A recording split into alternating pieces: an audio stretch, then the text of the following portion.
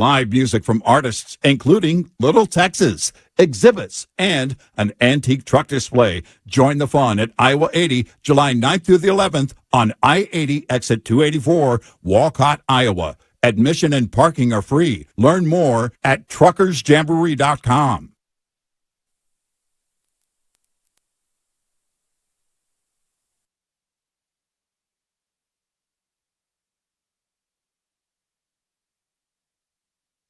Good morning. It's 5 o'clock. I'm Joan Jones with your top stories. Welcome to your Monday. It's a stormy one, to be sure.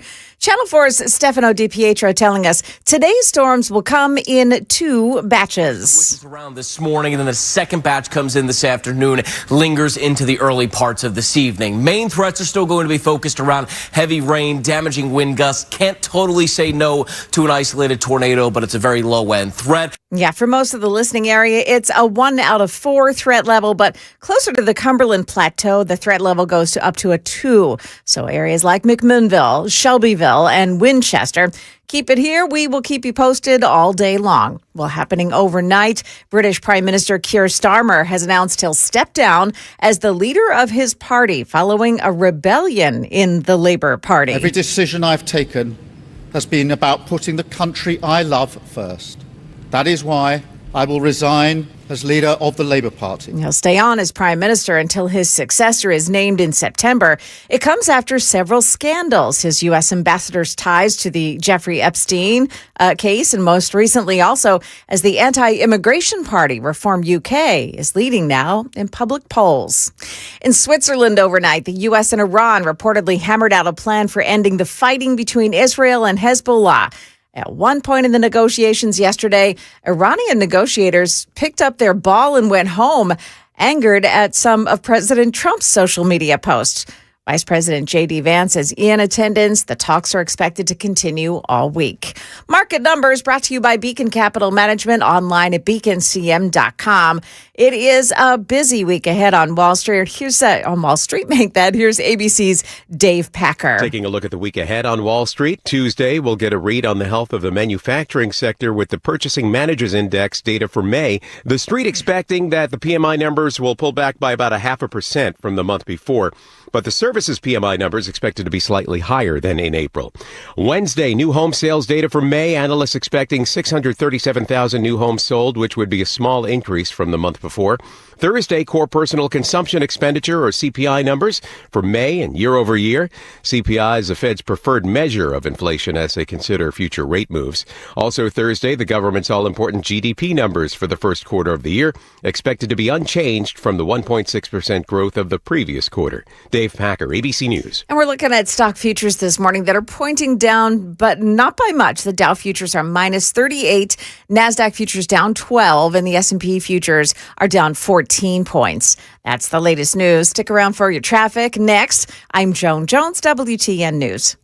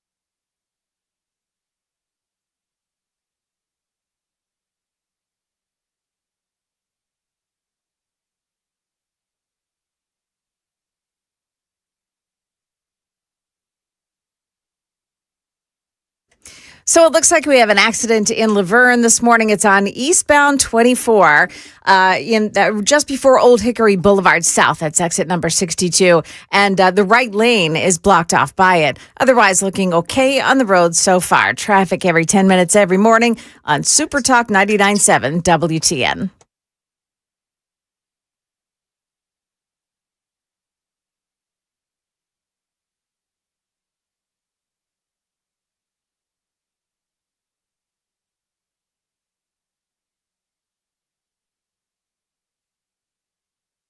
.506 Nashville's Morning News on Super Talk 99.7 WTN. Good morning to your friends. Hope you are doing well.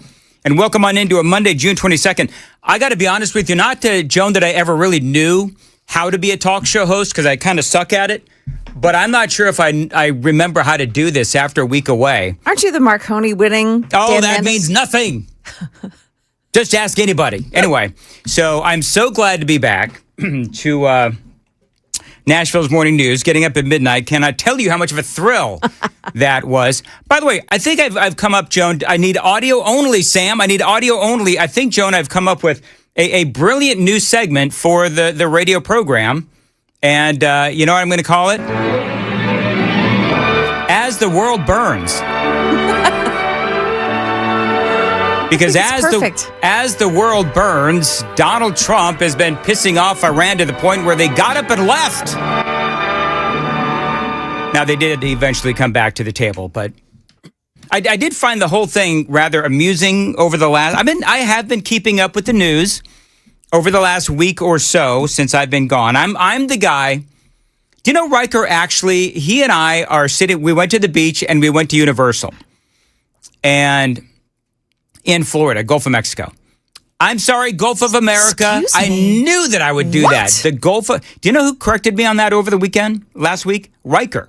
Good. Riker said, Dan, it's the Gulf of America, not the Gulf... You know what? I'm old and I'm confused. Anyway, we went down to the Gulf of America and I'm the guy on the beach with my phone reading the Daily Mail and Fox News. It's what I did.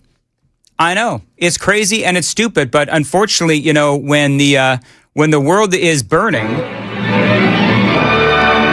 as I was burning on the beach of the Gulf of America in Florida, I was fascinated by everything that was going on. And we had a little, didn't we do a little thing about predictions, Joan? That we were going to predict when I came back from vacation, would we actually have a memorandum of understanding? Oh, yeah, we did. I think, yeah. and so they finally got one done, only to have Iran decide that the Strait of Hormuz would close again. Was that on Saturday? I think it was on Saturday. And I got to tell you that Riker looked at me when we were on the beach and he said, "Is that all you do is read about politics?" I did. You know, I actually brought a book that I was going to read that was non-political. Couldn't do it. Fox News, Daily Mail, Politico. I've got all the apps on my phone. And I got to tell you that as the world was burning,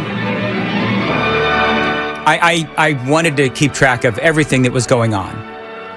Is this the book that you've had on your Yeah. nightstand for years or something? Yeah. Yeah. It's Geddy Lee's book, My Effin' Life. Oh, yeah. So that has been my problem. But let's be honest. The world has been like a soap opera the last few days. Now, the Iranian nuclear negotiations, the headline is this. The headline is that they have made some progress. That is very exciting. Do you know what the problem is? I am so darn cynical with all of this that, and there are a lot of people, by the way, with this memorandum of understanding, a lot of people not happy with what is in the memorandum of understanding, or as the details of the possible deal are being leaked, people are not happy with the amount of money that Iran ultimately is going to get. So this memorandum of understanding, it was agreed to last week. Now, the truly hard part has begun, which is the negotiations of a final deal. By the way, Super Text line is open, 615-737-9986. Joan, as much as I missed you and Sam, good morning, Sam. It's good to see you. as much as I missed you two, I really, truly did miss the people on the super text line. Oh, yes. Of course you did. I did. I know. I'm kissing ass. That's what I do. 615-737-9986. So last night, we got word that the Iranians actually had walked out after Donald Trump had threatened them on Truth Social and also in an expletive-laden phone call. The F-bombs and the S-bombs apparently were flying like drones during this conversation. So as negotiations began, Donald Trump, I guess, went ballistic with profanity-laced phone calls that apparently offended the delicate sensibilities of the Iranians. He had posted on Truth Social that he would blow the S out of the Iranians. And I, personally, I found that kind of interesting, where the president just said, you know what? I'm just going to blow the S out of them, the Shiite out of them, is what the president said. And so now they got off to a rocky start. One of the things that I liked was watching as the folks on the networks talked about what exactly was in. By the way, did we do the whole thing about, am I presenting? I am not presenting. All right, we'll present here in a little bit. That sounds dirty, actually, doesn't it, Joan? It does. Am I presenting? Not that often. The second I said that, I don't present. Is that what you did at the beach? No, I actually wore my bathing shirt on the beach, just so you people know. You wore a shirt. You didn't get tan on your chest?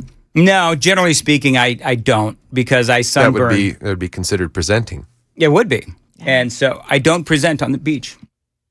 This is Trey Yingst. President Trump telling Fox News that the U.S. may take over the strait in the future if they have to and collect tolls. The president described this as the United States being the guardian angel of the Strait of Hormuz and the Middle East. And the president said ultimately that would involve the U.S. taking 20% of the oil that passes through the strait. Remember, this comes in reaction to the Iranians saying they will close the Strait of Hormuz in response to Israeli strikes against Hezbollah in Lebanon.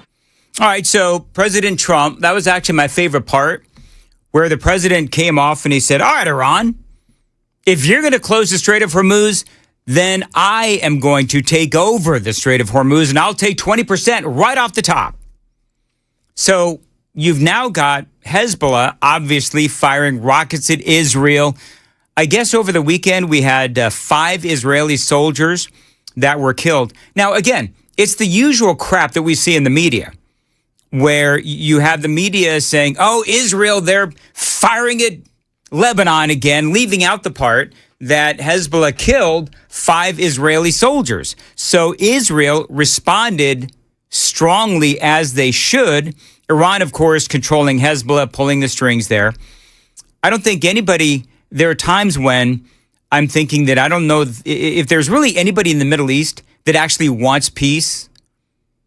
A lot of people say Benjamin Netanyahu actually does not want peace. People saying the Iranians don't want peace. Hezbollah, Hamas, and those Houthi rebels, nobody wants peace. It's because basically their default is launching rockets. And so when Hezbollah fires at Israel, Israel fires back at Hezbollah in Lebanon. A lot of people, including the president and the vice president, will point out that Lebanon or Hezbollah will fire rockets at Israel and it'll land somewhere. But then Israel will take out an apartment building and kill a bunch of innocent people. So there's that aspect to it as well. So I just feel like we're spinning our wheels. It's kind of how I'm feeling this morning. We're spinning our wheels. Yes, even though the Iranians came out and said, oh, we've made so much progress. Have we, though? Again, I'm cynical. It's always the same thing. Iran, through Hezbollah, launches attacks against Israel. Israel responds. The back and forth just continues. So this is something that ultimately, even though we have heard 1,000 times that progress has been made, then ultimately the fighting begins anew. 5:15, time to check the roads on WTN. Still working that crash scene on 24. It's in the eastbound lanes before Old Hickory Boulevard South, exit 62. Watch now. 2 right lanes are blocked. Traffic every 10 minutes every morning on Super Talk 99.7 WTN. Thank you, Joan. And you're going to have to help me out with the forecast if you could, because I haven't transcribed it yet. But I know that there's going to be not one, but two big rounds. storms that are going to happen at some point today. Yeah, and as a matter of fact, one of them is bearing down on us right now. So this one will cross within the next, I think, about a half hour, the Nashville area. And then the second one will be this afternoon, late in the afternoon, kind of linger into the evening hours. Neither of them contain anything close, really, to tornado activity. So we don't expect any of that. And a high today of around 79. Okay, very good. Thank you, Joan. And as far as Iran and J.D. Vance, the United States, the Strait of Hormuz, where Iran announcing that the Strait of Hormuz would be shut down again. Here's more from that hit with Trey Yingsten, Fox News, with President Trump saying you may not even make it back to your effing country if you try to close the Strait of Hormuz. President Trump tells Fox News he spoke with Iranian officials overnight and said, you close it and you won't have a country. He went on to tell these officials, you won't even make it back to your effing country. I mean, honestly, I love that. I do. And that was when Iran, I can't imagine why, again, Donald Trump offending the delicate sensibilities of the Iranians. They decided to walk out. Testy phone calls, true social posts, as J.D. Vance is getting ready to sit down with the Iranians. The whole thing just unraveled. I love, though, again, the thought of Iran, the leaders that killed thousands, tens of thousands of their own people, hangs gay folks by cranes. And they were offended by Donald Trump's tough talk. Now, they'd been negotiating for all of, 80 minutes when some of this went down. They got up, they walked out saying, and this is their quote, "We do not take American threats into account." But it appears that they do, because it clearly impacted them, or at least gave them the opportunity to walk out and be dramatic. They also said this is from Reuters, the Iranians saying, America, they would do better to be careful with their statements. Our armed forces are ready to respond to them in a different manner. No matter what they say, we are the ones who act, says Iran. Now, earlier today, Iran's President Masoud Pezeshkian said this about Iranian enrichment of uranium. The president also reacting to that. Take a listen. We will not give up our right to enrichment, and they, too, will be forced to accept it. You all know what the so-called President of the United States was saying. He had made a complete 100-degree turn. He was saying that Iran must surrender unconditionally. Iran has no right to do this, it has no right to do that. President Trump, during our call, responded directly to those comments by Iranian President Masoud Pezeshkian. President Trump told Fox News he better watch his mouth, he better shape up, or we'll take over the rest of the country. Do you know what I think needs to happen? I think J.D. Vance needs to show up with a bar of soap and just tell the Iranians, we're going to wash your mouth out with soap if you continue to talk about our president like this. So in one Fox report, we have the president saying, we'll take over the Strait of Hormuz, we'll take over Iran, we'll bomb the crap out of Iran. And in that last clip, you heard that the president of Iran talking tough on nuclear enrichment, saying they'll never give up their right to enrich their uranium. Well, that is a key part of the negotiations. And they've always said that. This is why I'm cynical. Now, the good news is progress apparently has been made. A major reconstruction and development plan for Iran has been launched. Some sanctions apparently on Iranian oil have been waived. Some assets have also been unfrozen. That is one of the big sticking points, really, among conservatives. I'm going to tell you, there's a lot of conservatives, a lot of Donald Trump supporters. I am one, by the way, who I've really got some concerns about this deal. I'm just going to tell you.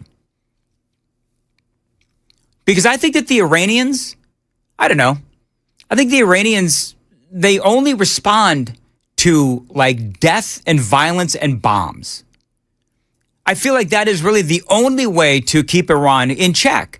And I know that that sucks for the 93 million people that are in Iran. But then you've got like how many, hey, look this up. Do you know the answer to this, Joan or Sam?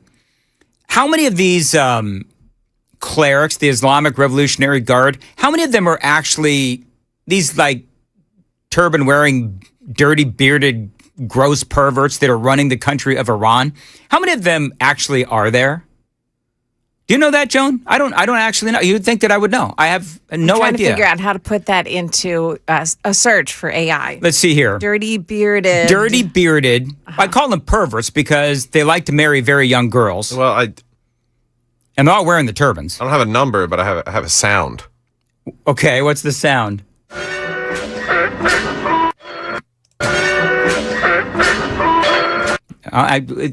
Star Wars. We all get the Star Wars. Yep, exactly right.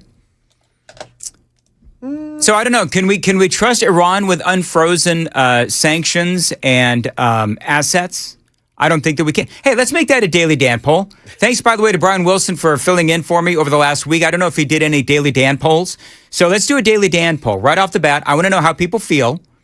Do you believe that we can trust Iran with unfrozen assets and waived sanctions? They say that the discussions would include the Lebanese government and would ensure the termination of military operations in Lebanon. Obviously, that's Hezbollah. And the major sticking point, Iran likes to bomb Israel through their proxy in Lebanon. Everybody knows that. Hezbollah. Israel responds in kind, and Iran uses that as a reason to get out of the discussions. I've been talking about that for quite some time.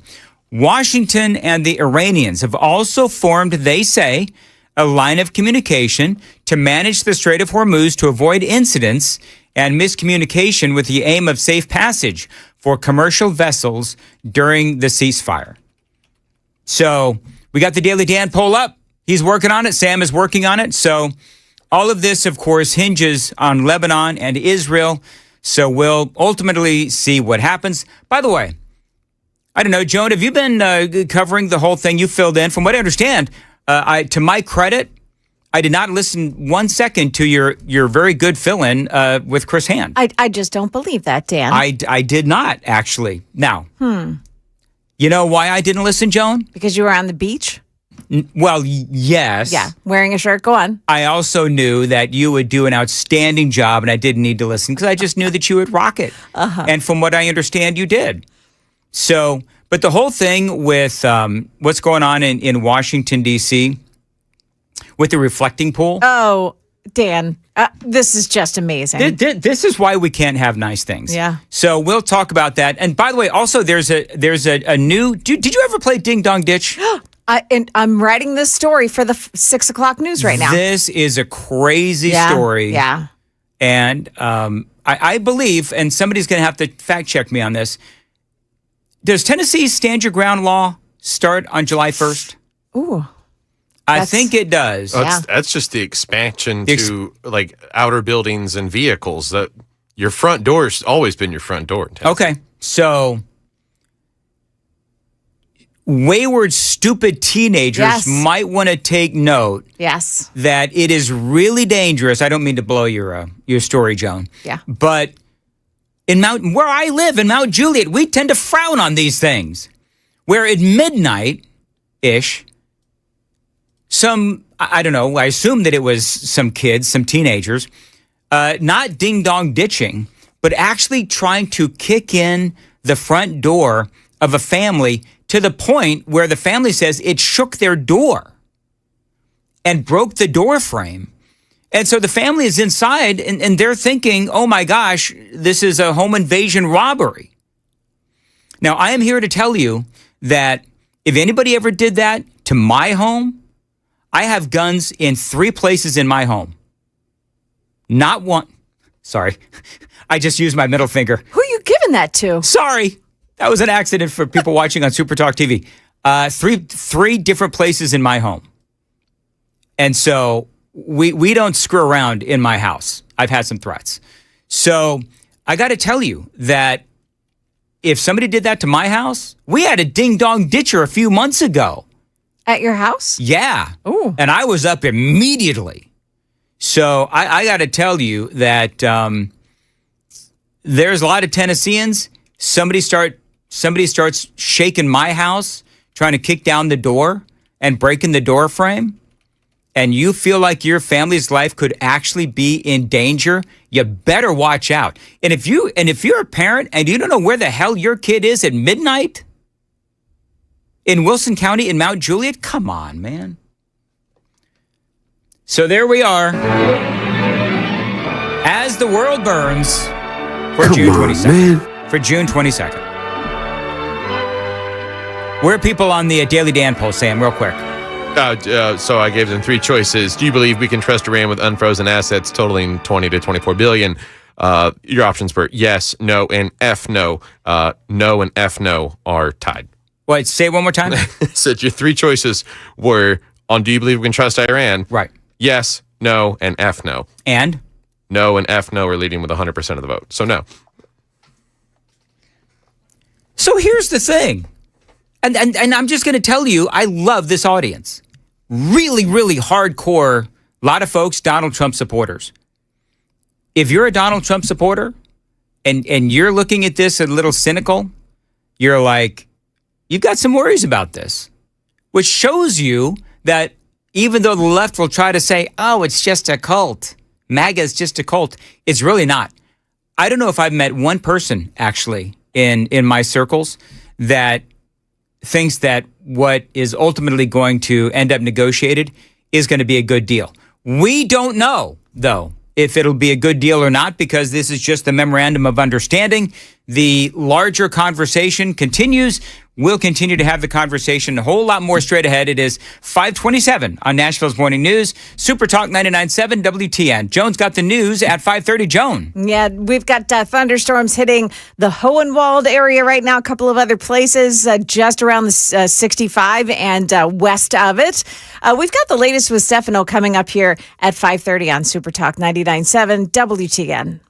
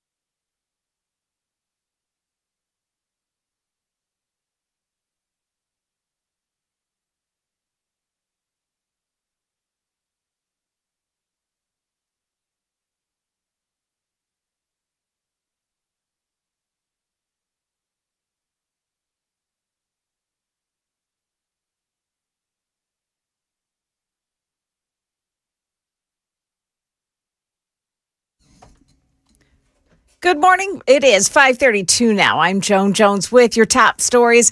And top of the news this morning is the weather. We've got some storms right now shaking a lot of people out of bed. At WSMV4, Stefano DiPietro telling us these storms are mostly at the moment west of I-65. We'll see how well this holds together as it continues to work its way to the east. It's not severe. Winds are gusting up to 30 miles per hour. There's a lot of lightning, some heavier rainfall. So this could definitely cause problems for the morning commute. We'll keep an eye out for things here over the next couple of hours. And then another batch of storms in the late afternoon, too. The threat level for tornadoes in both storms is relatively low for both.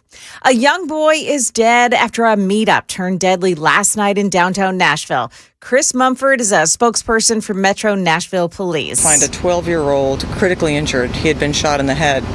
What we have learned so far in the investigation is that a group of young people agreed to meet here to fight. During that fight, obviously it escalated. The shots were fired, and unfortunately the 12-year-old was struck in the head, and he is extremely critically injured. And in fact, late last night, police confirmed that boy died of his injuries. He is a 12-year-old, Damian Moorhead. Police are interviewing a couple of kids involved in that meetup, but it's not believed that either of them were the shooter. In Chicago, 36 people were shot. 6 people died in shootings across that city just over this past weekend. In one incident, several people inside of a vehicle opened fire on a Juneteenth celebration. It was a shame that it happened on Juneteenth. That's what's supposed to be about, celebration, not what just happened. That was just purely wrong. The youngest victim is a 15-year-old boy. That's the latest news. Traffic is next. I'm Joan Jones, WTN News.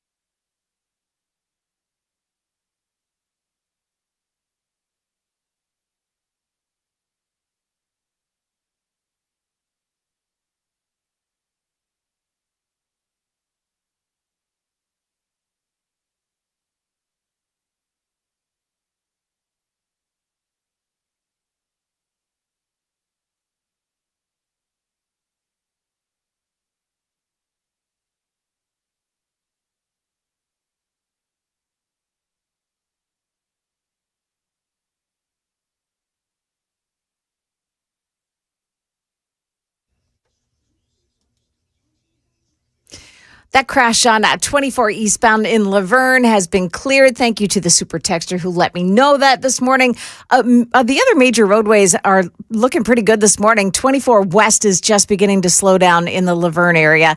And otherwise, you're looking at mostly clear roads. We do have storms moving in, so that's going to slow things down as those storms move through. Traffic every 10 minutes every morning on Super Talk 99.7 WTN.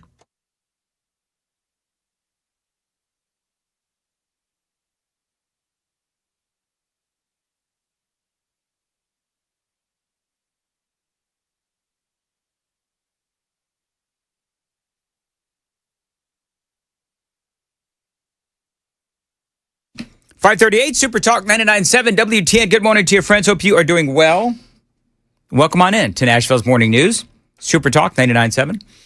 All right, so Joan and Sam, have you ever been parasailing? No. Hell no. That was my thing.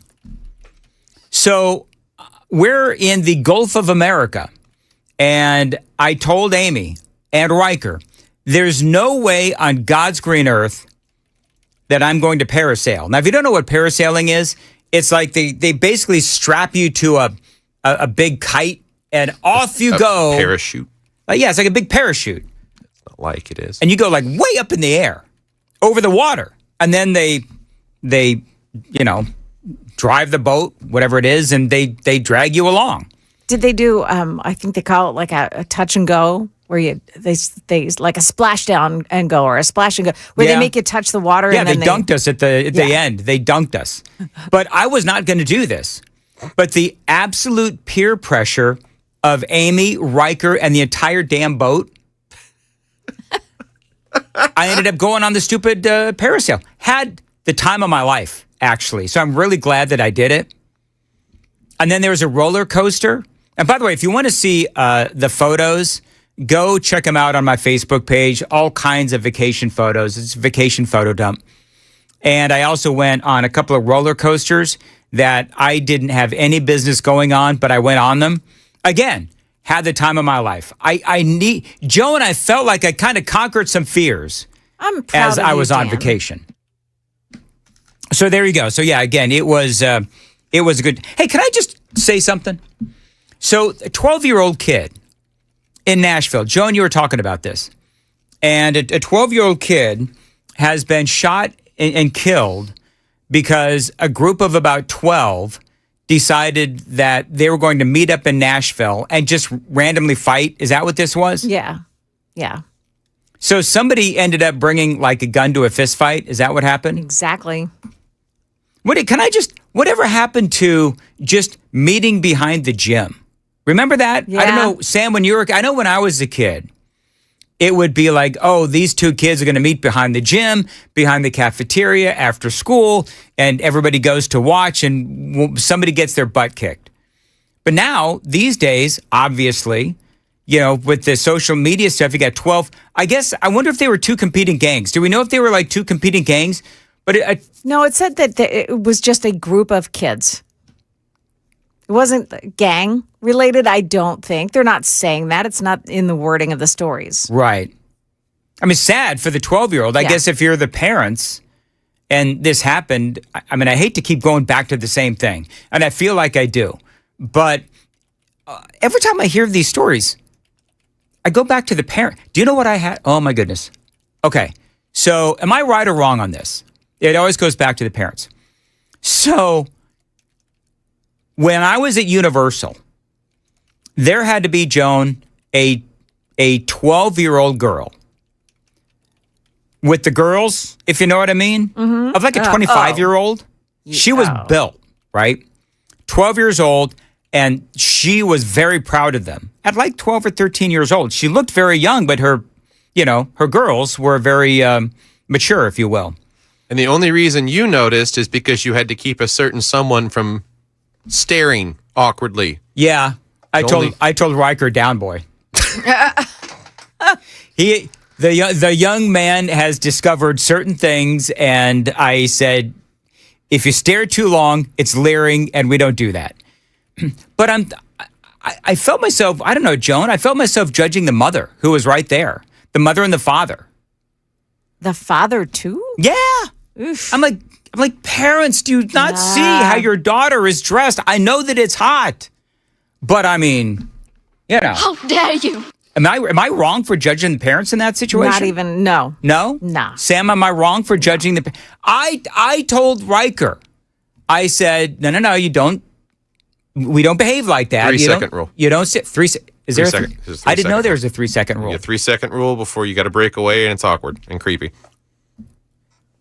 Okay, well, that's better than my advice, which was, we can get you some sunglasses so they can't. What? The kind with the mirrors in the corner. Anyway.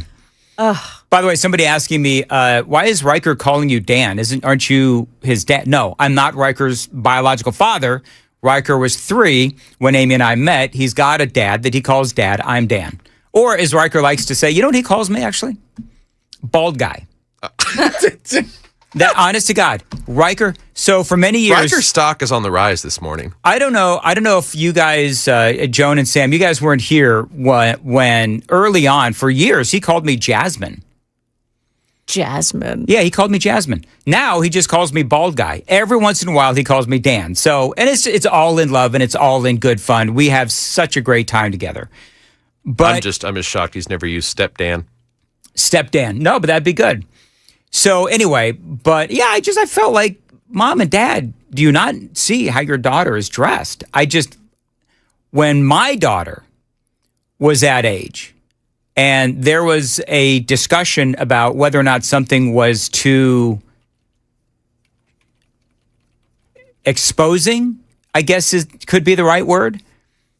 We always erred on the side of caution. It was always like me and my ex-wife, like, no, you will not be wearing that, young lady. You're not going to be showing off your ladies.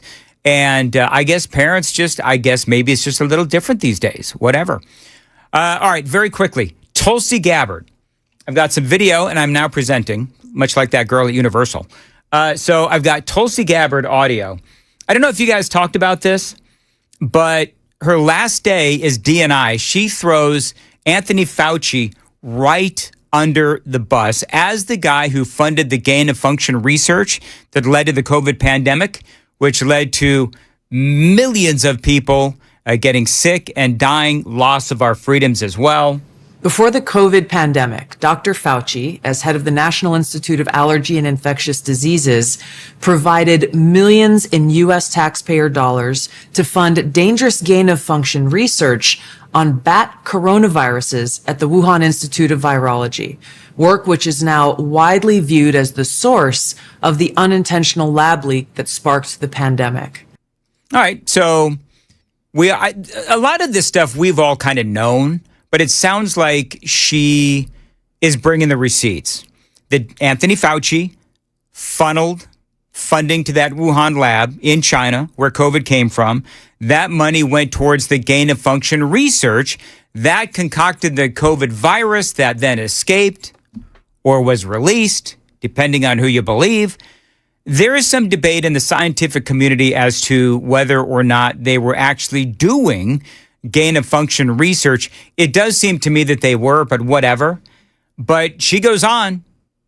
And again, she's got the receipts going after Dr. Anthony Fauci. Now, in support of President Trump's maximum transparency mandate, today, on my final day as Director of National Intelligence, I'm releasing never-before-seen communications and documents that expose exactly how Fauci worked with politicized career leadership in the intelligence community to suppress the truth about his actions, the virus's lab leak origins, and his role in directing U.S. funding for this dangerous research that caused immeasurable harm and countless lost lives.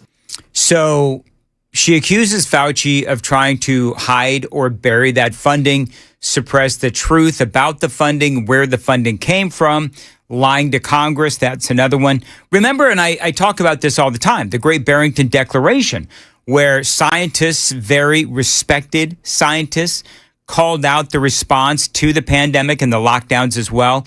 They were worried about the impact and about how the impact of the lockdowns, especially on children, would far outweigh whatever the impact was of the actual virus.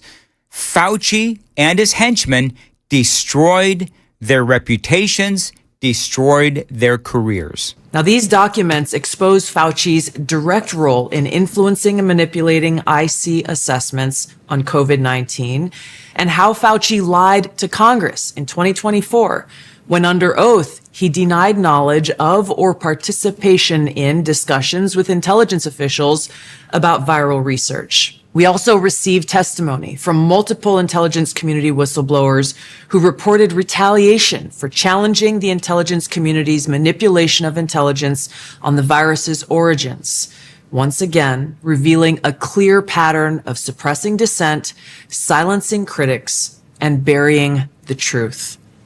Dr. Fauci's close relationships with the intelligence community enabled him to assume 3 key roles that shield him from scrutiny. Yeah, and I'm going to play that coming up. But, when she talks about burying the truth, we saw people with dissenting views inside the White House at the time, health agencies, the world of science, and people on social media, all muzzled, throttled, taken off social media to protect Fauci and stifle dissent. First, Dr. Fauci funded dangerous gain-of-function coronavirus research linked to Big Pharma and their pursuit of universal vaccines worth trillions of dollars. Second, Dr. Fauci was the behind-the-scenes advisor who, alongside his hand-picked so-called experts, pushed the intelligence community to endorse a natural animal origin to hide his dangerous gain-of-function research that he funded using taxpayer dollars, all of this in a deliberate attempt to cover up the truth and shift the blame and attention away from Fauci's own actions. Mm-hmm.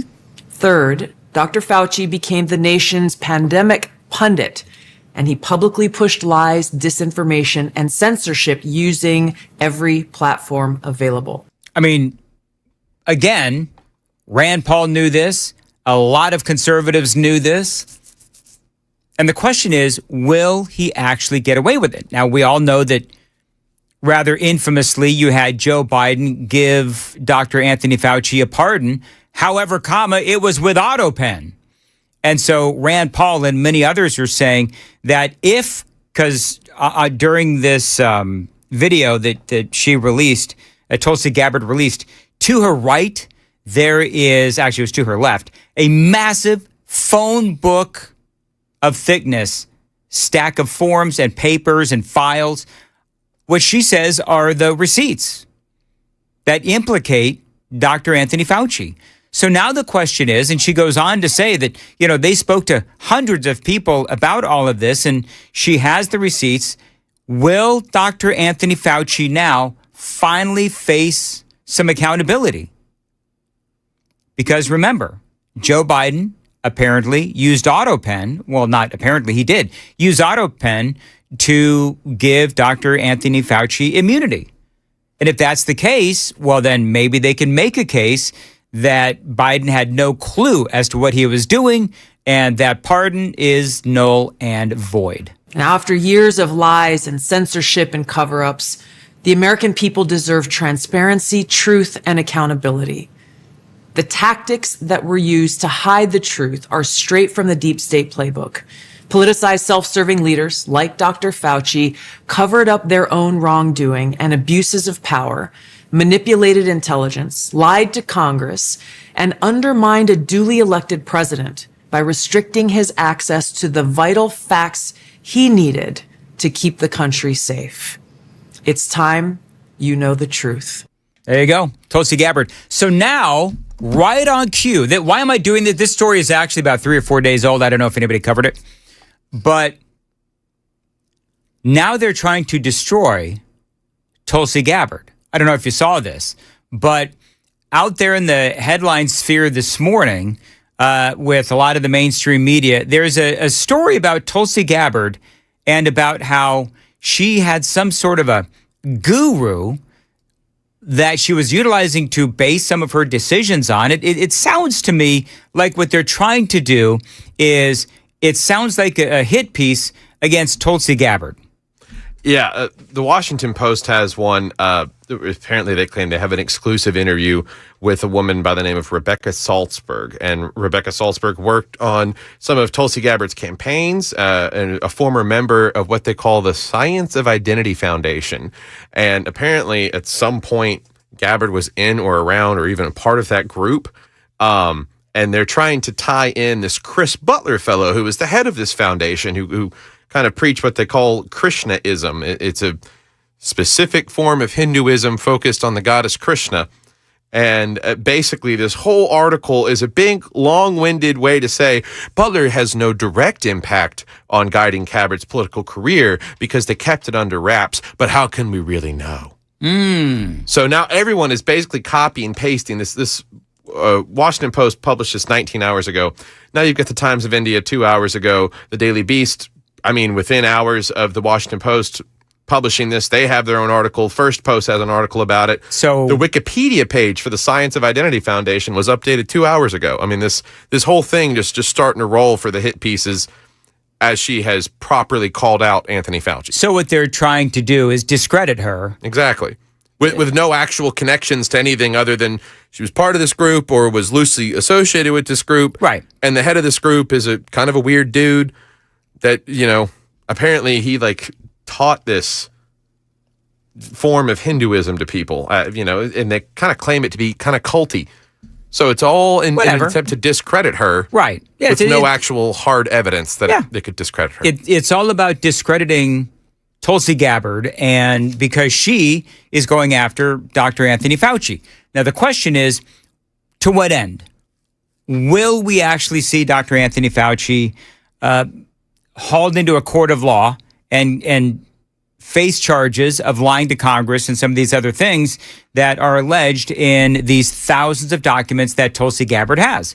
We'll have to wait and see what happens. The folks on the super text line, a lot of folks are saying that it's over and done with and he will not face any charges. People are cynical about it. I think I would say, and Joan, you spent a lot of time in Washington, D.C., I think Washington, D.C. is really famous for calling people out, but does anything actually come from the soapboxing? And generally speaking, the answer to that is no. Heck no. All right. It is 5:55. Joan's got the news at 6. Joan. Yeah, coming up here at 6 o'clock, we've got a human trafficking ring that was busted in Sumner County. It's coming up at 6 on Super Talk 99.7 WTN.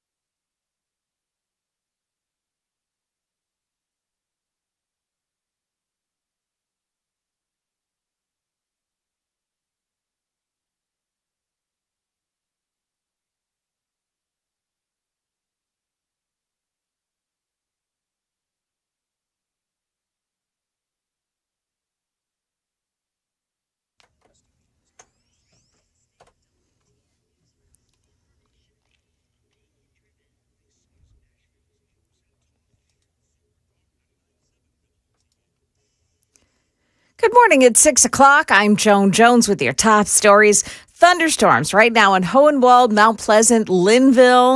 Another storm is centered in the Jolton and Whites Creek area. Those storms are moving eastward now throughout the area this morning. This is, by the way, is the first of 2 rounds of storms. Stick around. We've got more with Stefano coming up. 5 people arrested in Sumner County after an investigation by the TBI's Human Trafficking Task Force. That bust took place on June 11th and 12th. All the men arrested were charged with promoting prostitution. Their names, Duane Rodriguez Pena, Alanson Ramirez, Lazardo Rodriguez Santos, Kasim Barnes, and Christopher Torres. The TBI rescued 9 victims. They've been provided support through local human trafficking victim services. Well, you probably called it the DingDong ditch when you were a kid. There's a new version of that. It's called the Door Kick Challenge, and it's happening in the middle of the night around these areas. Here's Channel 4's Sarah Allen on that. It's called the Door Kick Challenge, and it's happening all across the country. Typically, it's teenagers in the dead of night going up to homes and forcefully kicking the door and then taking off. And some of the latest potential victims of the prank are Laura Pilato and her family. Prank or not, ultimately they did cause damage to our home, and it was extremely scary for us. This is what Laura and her husband woke up to at their home in Park Glen Tuesday morning, just a couple minutes after midnight. She says the bang was enough to shake their entire home and split their door frame. Police call it a dangerous trend. They say they don't know what the response could be from scared homeowners on the other side of the door. One thing that students won't get at Wilson County high schools anymore, energy drinks. School officials are stripping them from vending machines after discovering how much caffeine they contain, which, by the way, is nearly double the amount recommended for teenagers. Wilson County middle schools only sell water. Elementary schools don't even have vending machines. Market Numbers now brought to you by Beacon Capital Management, online at beaconcm.com. And Thursday, the NASDAQ Composite, the S&P, and the Dow Jones all posted solid gains. On this first full day of summer, Hollister and Target are already thinking back to school. The clothier and the retailer have formed a partnership to make and market apparel, dorm room bedding, and 60 other items aimed at college students. A new battle, though, is churning between 2 yogurt giants. Dannon is suing Chobani, saying it inflates the amount of protein in its high-protein yogurt. Users of popular GLP-1 weight loss drugs are fueling massive demand for protein in all kinds of food. 3 decades after the release of Toy Story, the franchise has lost none of its appeal. The 5th installment in the Pixar film series raked in $160 million during its opening weekend, the highest for any Toy Story movie. Jim Ryan, ABC News. And that is the latest news. We've got traffic and weather ahead. I'm Joan Jones, WTN News. Thank you, Joan. 6:03 Nationals Morning News on Super Talk 99.7 WTN. I want to tell you about my buddy Dr. Jeff Horn and all the vision pros at Vision for Life. So many people, maybe even you, are living with cataracts, and you don't even realize how much it is impacting your everyday life. Now, the good news is that the fix is quick. It all begins with a personalized consultation with Dr. Horn at Vision for Life. If you've been dealing with blurry or cloudy vision, glare, maybe halos around lights and colors that just don't seem as bright as they used to be, well, those are all signs of cataracts. And for a lot of people, driving even becomes difficult, even dangerous, especially at night. Some people even experience double vision in one eye. Now, this is not something that you've got to live with. Cataract surgery these days, it is fast, it is painless, and the results can be truly life-changing. Not really a lot of downtime either. So don't wait. Call 615-436-2020, 615-436-2020. Find them online, visionforlife.com. That's visionforlife.com to schedule your cataract evolution with Dr. Horn today and find out if you qualify. 615-436-2020, visionforlife.com, and start seeing clearly again.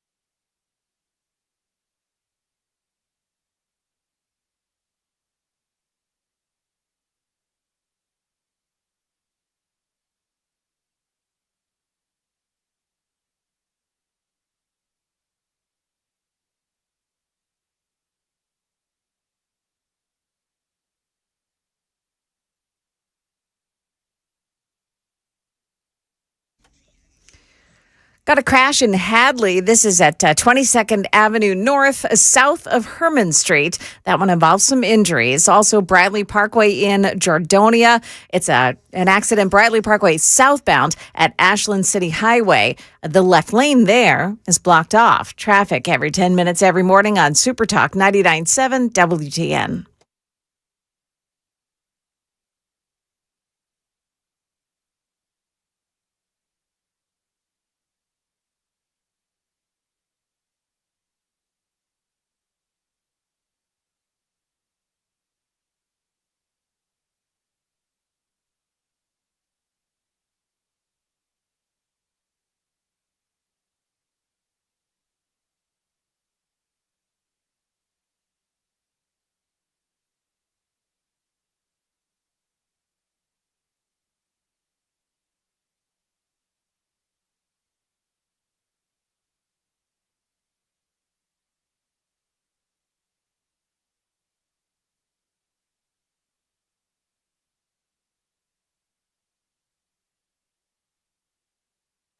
.606 on Nashville's Morning News on Super Talk 99.7 WTN. Welcome on in. Glad to be back and glad you are here. 615-737-9986.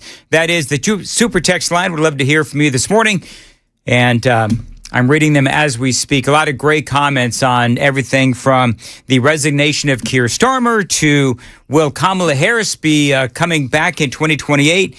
And a whole lot more. I did invite Jonathan Fahey onto the radio program this morning. Jonathan, always great to have you on. Of course, you are a legal expert, highfalutin attorney and all that.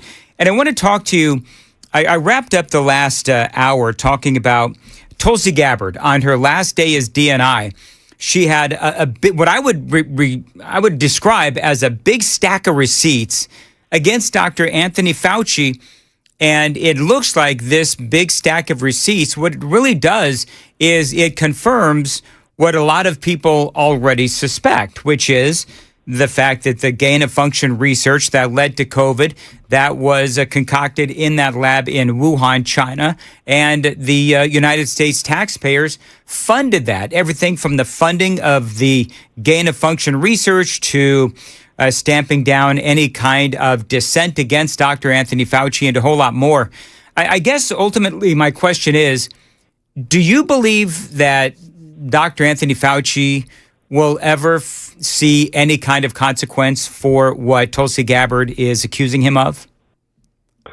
You know, I'm somewhat skeptical that he will, not to mean that he doesn't deserve to be, but I just, you know, it is sort of a complicated scenario. I think the cleanest thing they could probably charge him with criminally would be lying to Congress because he's under oath and he said, you know, that they didn't fund it and things of that nature. Because this whole thing has been, I mean, the amazing irony of this, that this guy was held out as this great savior for our country against this disease, and then shutting down all the dissent, anyone that suggested it came from China or anything else, and then in fact we were funding gain of function research in that lab, and that's probably what caused it and caused millions of people to die.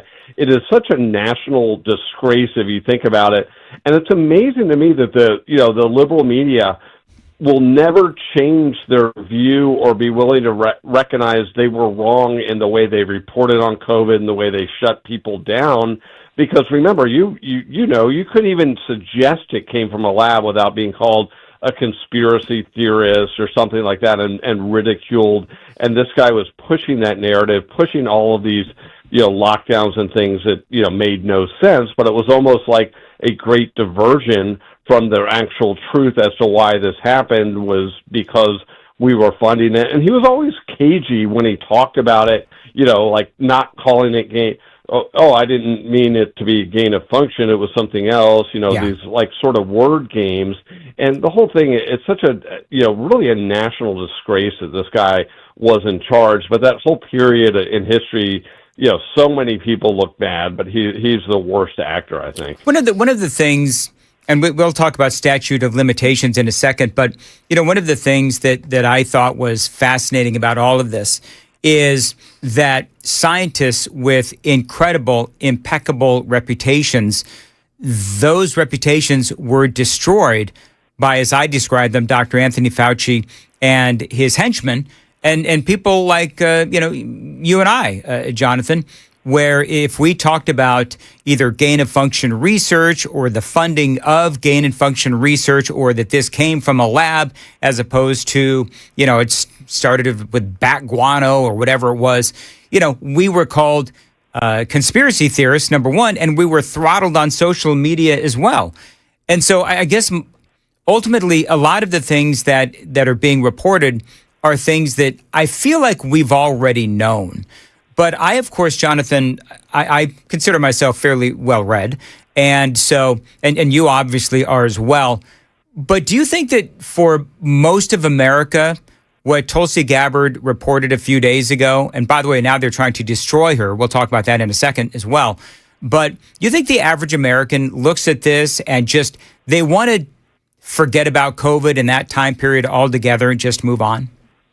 Yeah, I think that's a great point. And really so many of us kind of want to. It's almost like this weird sort of black hole in our lives that you look back and it was so horrible, people almost want to put it out of their minds because you saw sort of the worst in government actors, like people like Fauci, people, I would argue people like Cuomo up in New York, just abusing their power, abusing people.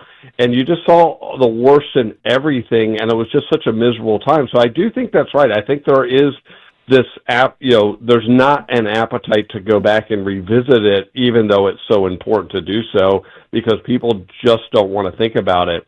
But there are just so many things in hindsight when you look back, and I would blame the media more than anything else. They just would shut people down. They wouldn't hear opposing points of view, whether it was on the origins, whether it was a vaccine, and like you said, so many people had their reputations smeared by that were actually the truth tellers, which is the worst part about it. And It was like, you had doctors, I remember they would be, the doctors they would put on Fox that were basically taken off YouTube and other things, and they were getting in trouble with medical boards in like California when they were simply telling the truth, or at least giving opposing views on ways to, treat the disease, where the disease came from, et cetera, et cetera. It was almost like we lived in this world. You couldn't even have a different idea of how to deal with it. If you said anything about the vaccine, you were considered crazy. And then in hindsight, the crazy people, it's kind of funny when the crazy people end up being right so often. It's sort of, and they're going to try to discredit Tulsi again because that's the easiest move, right? Like, just discredit her rather than actually dealing with what she revealed in a serious way. Right. And if there's anybody that should be discredited here, and I believe that he has, is Dr. Anthony Fauci. And, you talk about the rise and the fall. I mean, we all remember Fauci. He was everywhere. I mean, there was not a podcast, there was not a television show, there was not a radio show that he would not be on. And ultimately, at the time, we thought, man, this guy is just narcissistic, right? He's everywhere. But then you look back on it, and of course, a lot of us knew what was going on. He was actually trying to save his own butt to ensure that the proper narrative was put forward, as opposed to people talking about him funding the gain of function research that ultimately caused COVID. So I guess part of the question that I would have is statute of limitations, lying to Congress. Okay, so if they can't get him on, destroying people's reputations and, all the other things that we know that he did, can they at least get him on lying to Congress? We're going to talk about that straight ahead. It is 6:15. Got to take a very quick check of traffic here on WTN.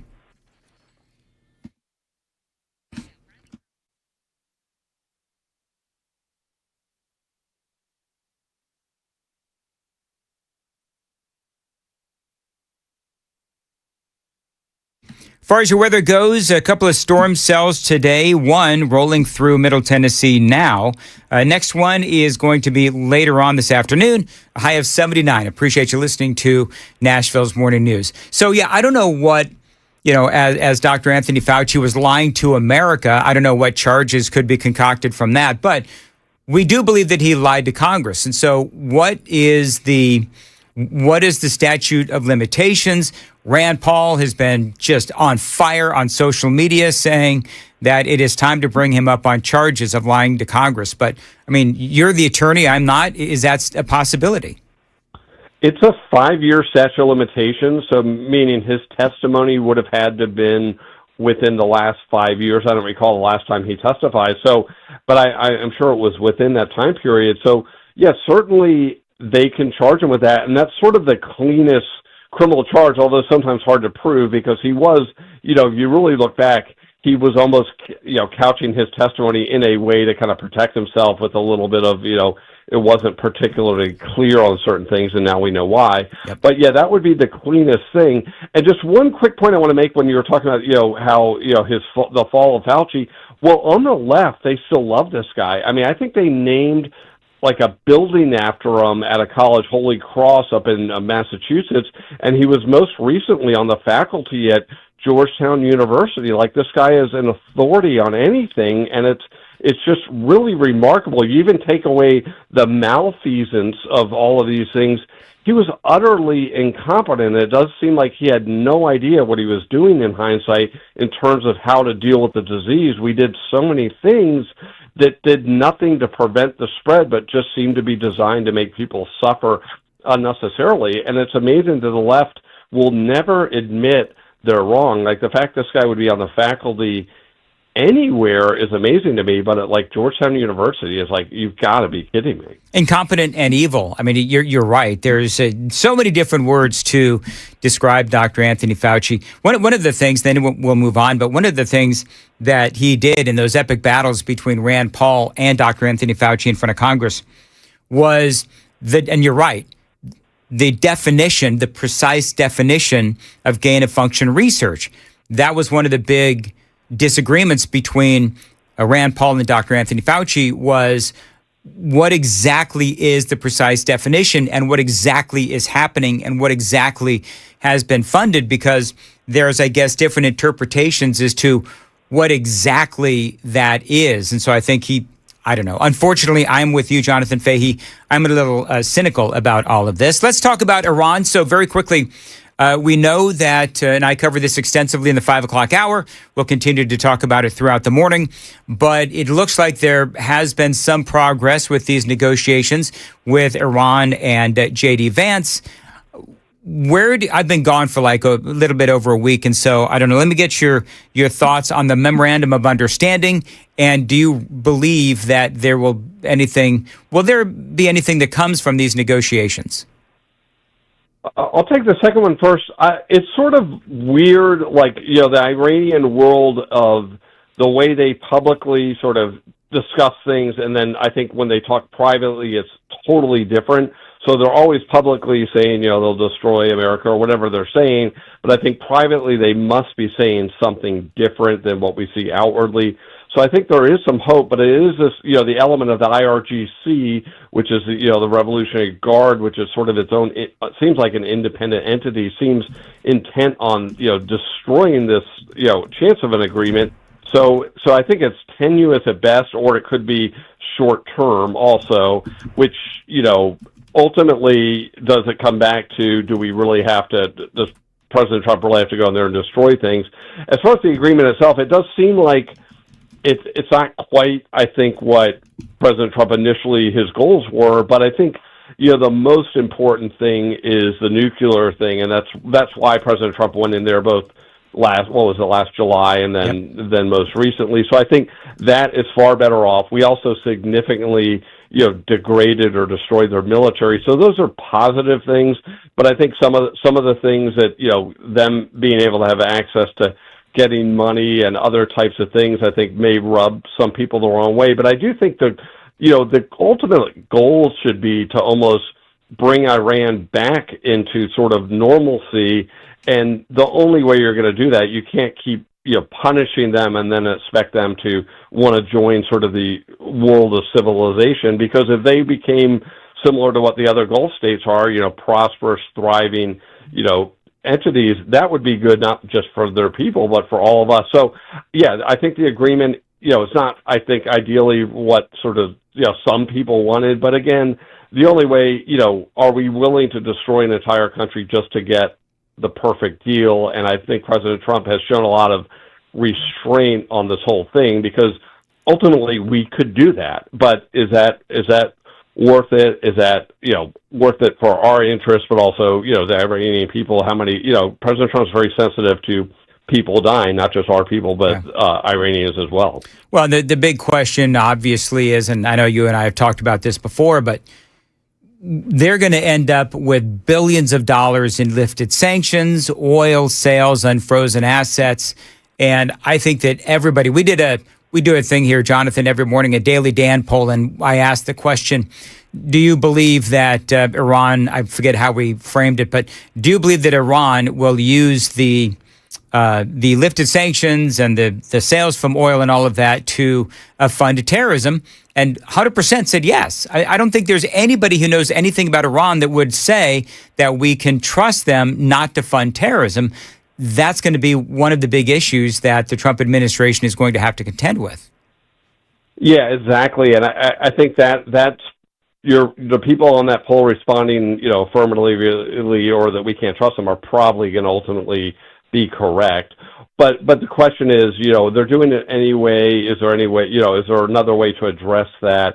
But yeah, ultimately it's a tricky situation because it does seem like there are factions in Iran that want to just be, for lack of a better word, just a normal country.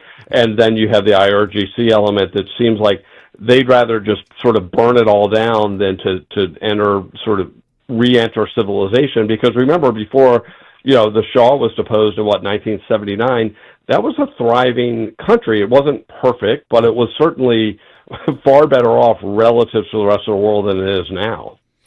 I want to go back to, because I forgot to ask you one question that is important, and that is regarding Fauci. The pardon with Joe Biden. And Joe Biden, of course, I think this would be a big conversation legally. We know that it was an auto pen that Joe Biden used to give Anthony Fauci the pardon. What do you think? Would that be something, that pardon, would that stand up in court? I think probably only because, not because there's sort of legitimacy, but there's going to be courts giving deference to the executive branch would be how this would unfold. But the problem with the pardon in and of itself is, one, did he knowingly and intelligently decide this, or did somebody else do it? And the auto pen tends to show that maybe he wasn't even involved in this.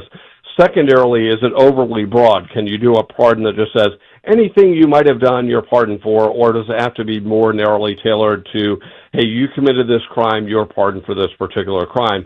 I think that's a really interesting question, because it is sort of a weird world to just be able to wave a magic wand and say, you're pardoned for anything you've done that I do or don't know about. And I think I could see a court having problems with that part of it.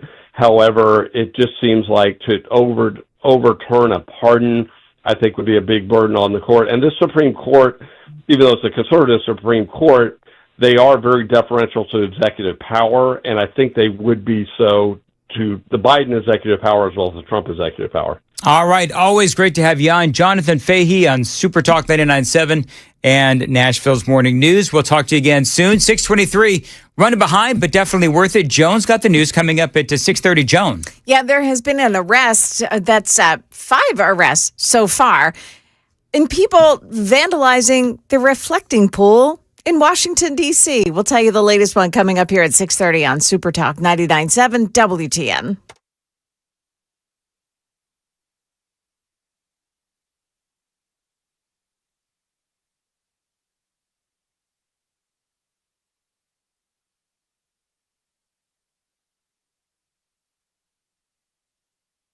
My skin is starting to glow, my face, and it was the best feeling. That is Linda, and she's so excited that she looks better and feels more confident thanks to Contours and their incredible facials featuring cutting-edge red light technology. Hey, it's Dan Mandis. I've been going to Contours for over a year now, along with Matt Murphy.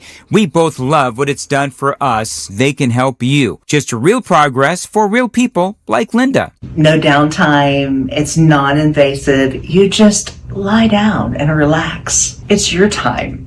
my confidence is coming back. Contours can help you get rid of the fine lines and the wrinkles on your face or excess skin from weight loss. Contours can help you with their treatments featuring FDA-cleared red light technology. You know, I've been talking about Contours for over a year now. I really do love hearing people's success stories. Linda's entire story is on the WTN website and also on Contours website. It's contoursllc.com. Linda went to Contours and spent $99 to try their introductory session. She's happy she did. So be like Linda and call Contours LLC 615-236-9960. Online, contoursllc.com. After all, what have you got to lose but the fine lines on your face? contoursllc.com.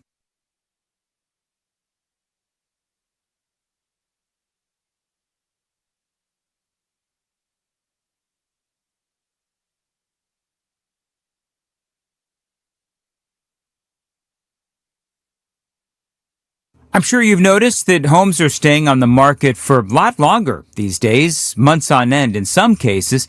So if you, a neighbor, a family member, maybe some friends are stuck trying to get that home sold, but you can't, Mark Spain can help you right now. Their guaranteed offer is going to sell your home fast and for maximum profit. Realize Mark Spain Real Estate has over 72,000 satisfied clients. They are the #1 most reviewed real estate company in America with over 13,000 five-star reviews. Mark Spain Real Estate is the company that I recommend for selling your home fast and without all the hassle. So if you need help, Mark Spain Real Estate is here to help you move when you want to move and get the most out of your home with a quick sale and maximum profit. Call them, tell them Dan Mandis told you to reach out, 855-299-SOLD, or go to markspain.com to get that guaranteed offer on your home today. 855-299-SOLD is markspain.com. That's markspain.com, and start packing.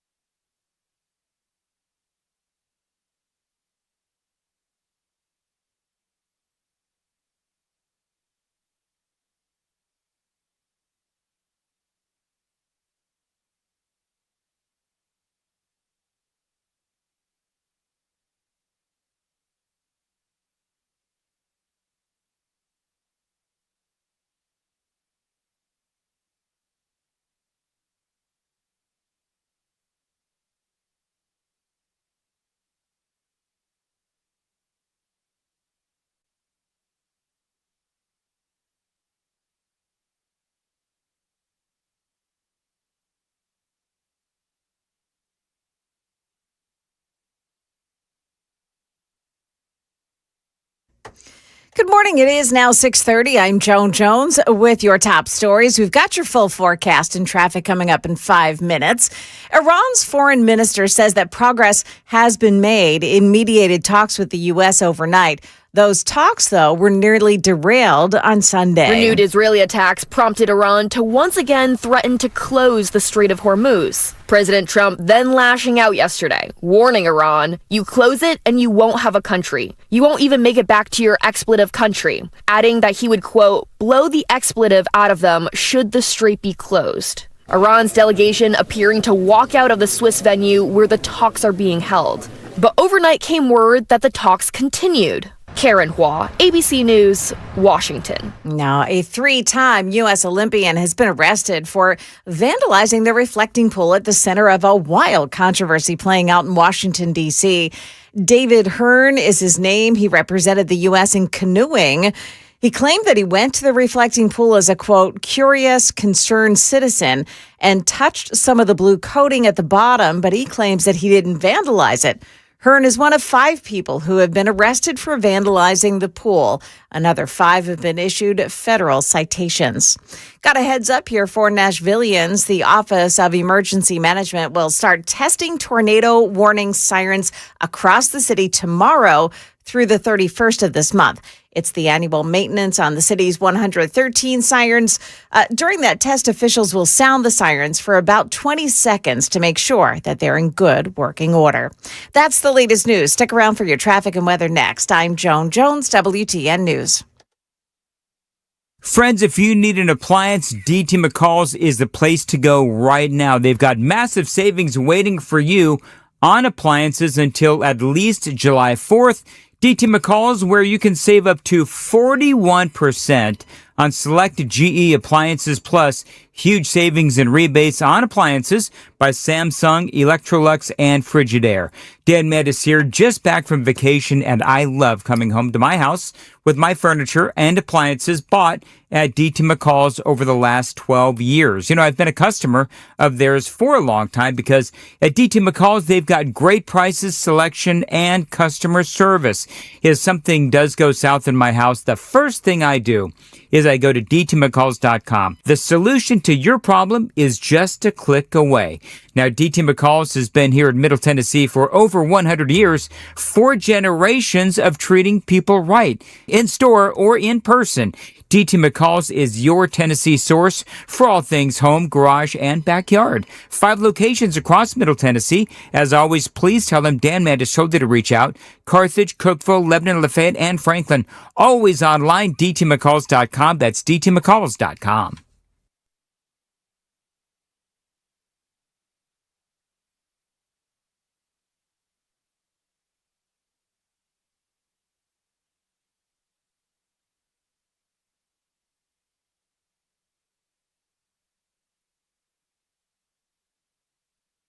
So many things to celebrate this year, including graduations, weddings, anniversaries, birthdays, and of course, America's independence. Why not celebrate with incredible savings on fine watches and jewelry and diamonds right now through the 4th of July from my friends at Brentwood Jewelry?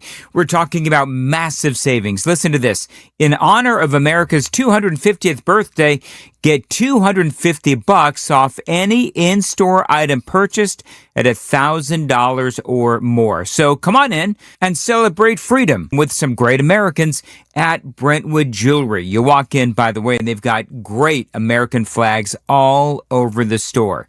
Now, don't forget, $250 off any purchase of $1,000 or more right now at Brentwood Jewelry. 7012 Church Street East, located in the heart of Brentwood, just off Franklin Road. Be sure and tell them Dan Mandis told you to reach out. Brentwood Jewelry, exceptional styles, exceptional deals every day for over 50 years.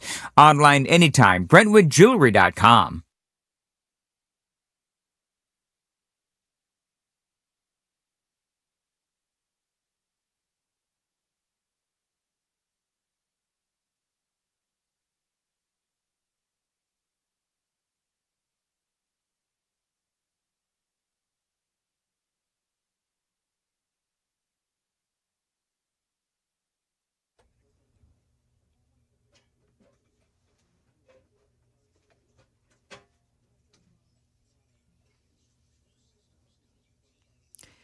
Got a big accident on 40 westbound this morning. We're hearing that it's at mile marker 224 on I-40 westbound. This is right near Mount Juliet, and I can see the backup this morning. It looks like a big backup as well.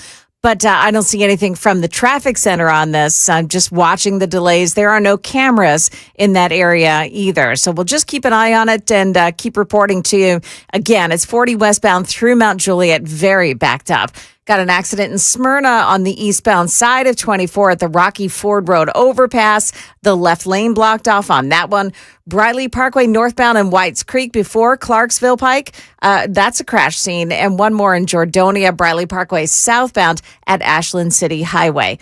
Traffic every 10 minutes every morning on Super Talk 99.7 WTN.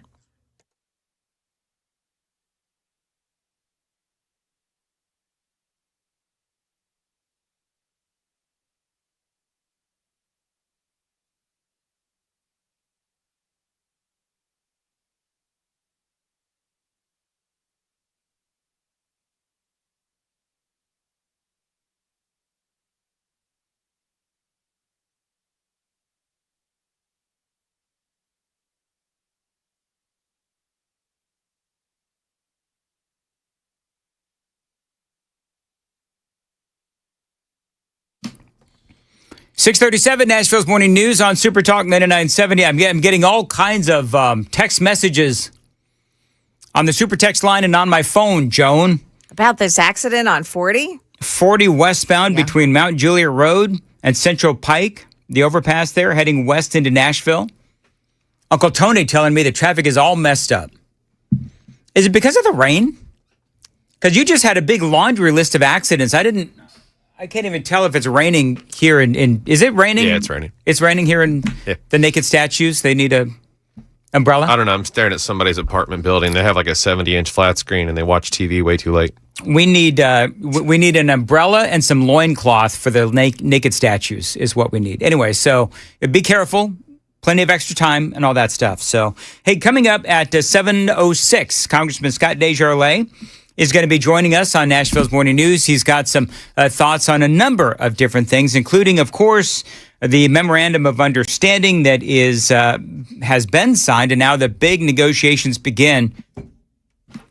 And, a lot of this hinges on Hezbollah in Lebanon and Israel. These negotiations really hinge on what is going on there and in the Strait of Hormuz, and again, at the border of Lebanon and Israel related to Hezbollah. So there's a lot of news. I don't know if you folks saw this, but over the last several days, and I'm a little goofy on the whole news cycle right now just because that was gone for a week.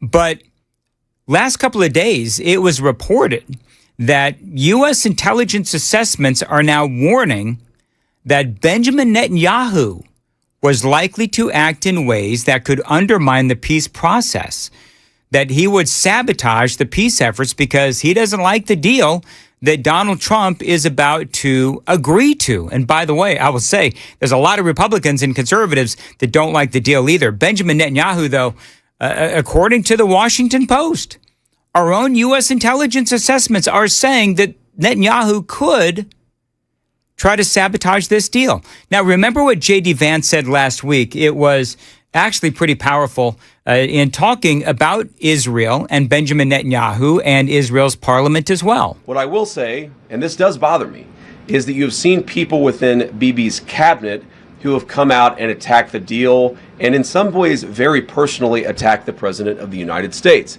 And I guess my message to them would be twofold. Number one, Donald J. Trump is the only head of state in the entire world who is sympathetic to the nation of Israel at this moment in time. And he happens to be the head of state of the world's superpower. If I was in the cabinet of the Israeli government, I might not be attacking the only powerful ally that I have anywhere left in the entire world. And the second message I would give to some of those cabinet members, Bibi, to his credit, has not gone down this path. All right, so there have been politicians in Israel that have been blasting this deal. As you can imagine, Benjamin Netanyahu, just like Donald Trump in this country, he's under a lot of pressure to keep the military strikes going against Hezbollah in Lebanon. One thing Donald Trump has said is that Hezbollah will fire some wayward rockets that land somewhere in Israel. And so Israel will take out an apartment building and kill a bunch of innocent people. A lot of innocents have been losing their lives. And Donald Trump and J.D. Vance have both said that has got to stop. So just like we have our disagreements here in our country about the deal, there's a lot of disagreement, again, among Republicans. Israel is having its own debates as well, as is the rest of the world. But J.D. Vance, I mean, he doesn't, I saw this last week, he does not pull punches when he's talking about Benjamin Netanyahu and Israel. But to some of these cabinet members in Israel who are attacking the President of the United States, the other thing that I would say is that over the last 3 months, 2/3 of the defensive weapons that have protected your homeland have been built by American hands and paid for by American tax dollars. The problem for Israel is not Donald J. Trump. And anybody in Israel who thinks their biggest problem is the President of the United States needs to wake up and smell the reality of the situation that country is in. Yeah, and it is true. We give Israel about $4 billion every single year in military aid.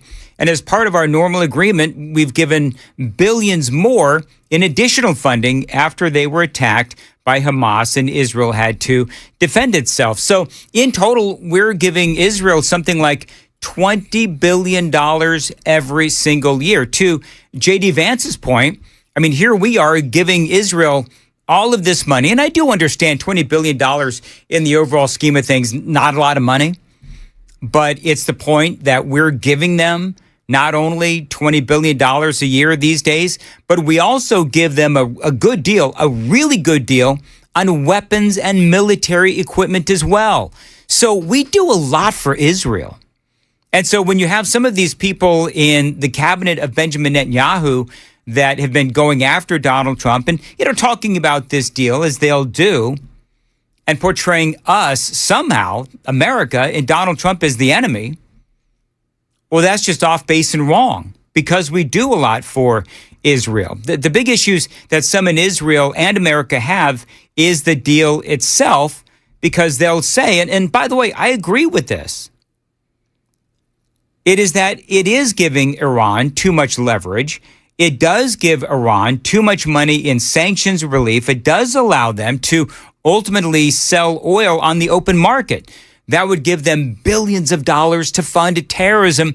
There's not a person within the sound of my voice that would say, oh, yeah, we could trust Iran. There simply isn't. And so the bottom line is what we are hoping for with this deal. What we're hoping for in this deal is that Iran will see just this massive amount of money coming in and they'll say, you know what? We like being on the straight and narrow. We like being legit. We like being able to sell oil on the open market. So we're not going to go back to funding terrorism. We're not going to go back to bombing Israel. We're not going to go back to that way of life because we enjoy the accoutrements of being able to sell oil on the open market. And I understand that sentiment. But that's not how the people in charge of Iran work. They have bloodlust. They have death lust. They don't fear death. They don't fear killing their own people. They don't care. They want to die. They want their 72 virgins or whatever it is. Now, it was interesting. Benjamin Netanyahu was actually giving a speech last night. He talked about the dynamic between he and Donald Trump. I've got that audio coming up next. It is 6:45. Time to check the roads on WTN.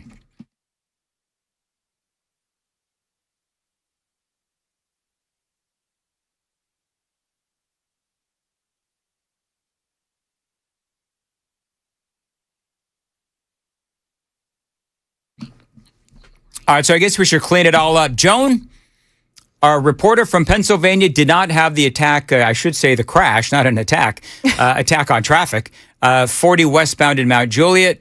So let's just give a more concise and accurate traffic report. So, yeah, in Mount Juliet, 40 westbound at the Wilson-Davidson County line, it is stop and go because of this crash. It's a huge backup. They say it's stop and go traffic from Golden Bear Gateway, Beckwith Road, exit 229. So pretty slow this morning, traveling in on 40. And the rain's kind of just entering that area. So it's not because of the rain. Not really sure what happened there. And I don't know if is there an accident on 24? I don't even. Yes, 24 eastbound side in Smyrna. All right, very good. So not good, but as long as we have the information. Thank you, Joan, and very much appreciated. Be careful out there, folks. And remember, people are blowing me up on the super text line. Remind people that when it rains, you've got to turn your lights on. So turn your lights on if you're headed out to work. It's a state law for crying out loud. It is a state law, as a matter of fact. Don't most cars have that option where it turns on automatically when it gets dark? I don't know. A lot that do. Like my father drives an F-150, a newer model, and it's got the auto headlights. Yeah. But he likes the feel of turning them on and off. Oh, I see. So people leave it in the manual position, and then they don't. Hey, Joan, I don't know if you noticed, but Sam just called his father-in-law a control freak. Holy mackerel. My father. His father. Your father. You called your father a control I called him freak. set in his ways. Otherwise known as an old control freak. He once tried to shift with the gear selector. All right. Anyway, glad I went down this road. 647 Nashville's Morning News. So you had Benjamin Netanyahu giving this speech last night and again, talking about the dynamic between he and Donald Trump. Listen. You know, in the United States, they say that President Trump does everything that I ask him to do. And in Israel, they say that I do everything he wants me to do. Well, neither is true. We're leaders of independent and proud countries. We stand for our interest. I stand for the interest of Israel and for its security. And often we see eye to eye, sometimes we don't. But we respect each other's sovereignty and leadership and commitment to our people. Well, there's no doubt that President Trump and Netanyahu not seeing eye to eye right now. One thing I don't get is this line in the Memorandum of Understanding a lot of folks are talking about. This is the quote. Upon the signing of this Memorandum of Understanding, the Islamic Republic of Iran will make arrangements using its best efforts for the safe passage of commercial vessels with no charge for 60 days only from the Persian Gulf to the Sea of Oman and vice versa. So that best efforts for the safe passage of commercial vessels with no charge for 60 days only. In other words, that's not a guarantee. It does leave open the possibility that Iran will come back with Oman, because also part of this Memorandum of Understanding talks about how Iran and the folks over there in Oman, they can look at the Strait of Hormuz and they can decide for themselves on how they're going to manage the traffic through the Strait of Hormuz. In other words, it seems to me like if Iran wants to charge $2 million along with the Strait of Oman, they can do so. So I don't know, when I read that, using its best efforts for the safe passage of commercial vessels with no charge for 60 days only, I'm like, what the hell is that? And I'm sure that other people, this is my first crack at, talking about the Memorandum of Understanding. I don't understand why we have left that open. And so that's one of many things that people have an issue with the Memorandum of Understanding.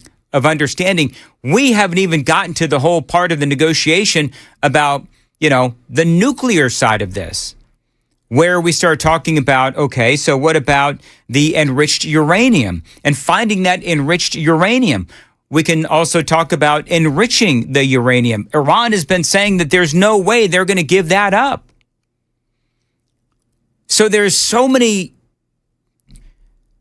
red lines here for both sides, but just on the surface, it looks like if this Memorandum of Understanding is, to be believed, and there's no reason why it shouldn't be, then after 60 days, Iran and Oman can do whatever they want to do. Another disagreement is the sanctions relief and the unfreezing of assets. The Trump administration says this is necessary to get them to the table, that they have to earn all of these benefits, and if they don't behave, they're going to lose the money.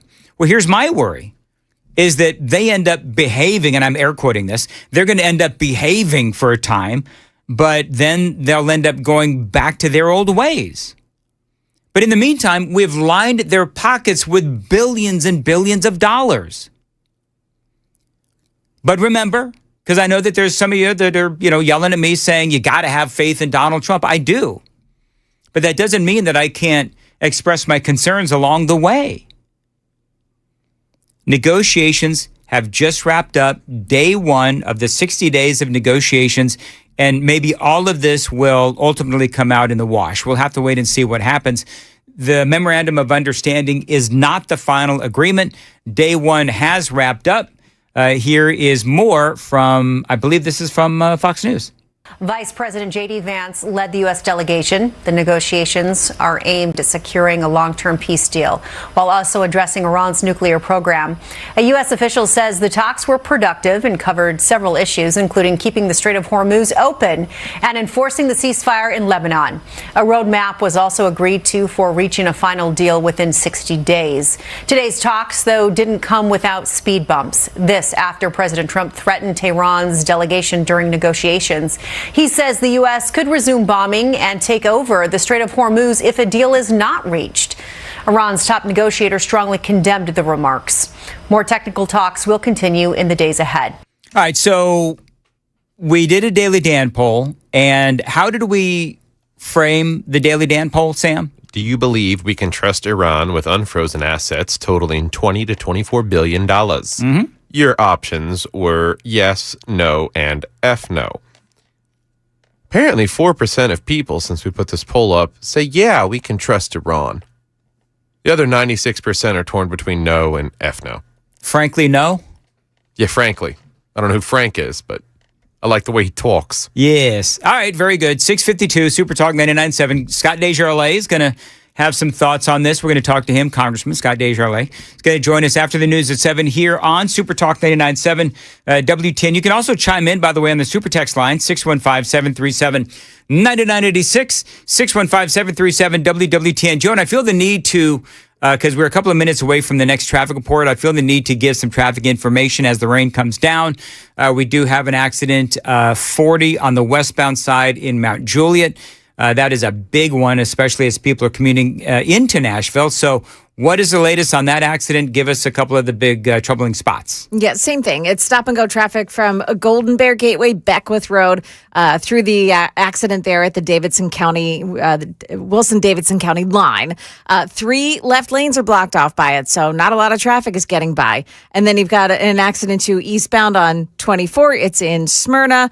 The left lane blocked off at Rocky Fork Road. And then westbound on 40 at the Eastern Split. There's another accident with 2 right lanes blocked off. There you go. All right, very good. Thank you, Joan. What's coming up in the news at 7? Yeah, coming up, a former scout for the Tennessee Titans is going on trial today, and we'll tell you why. Coming up here at 7 on Super Talk 99.7 WTN.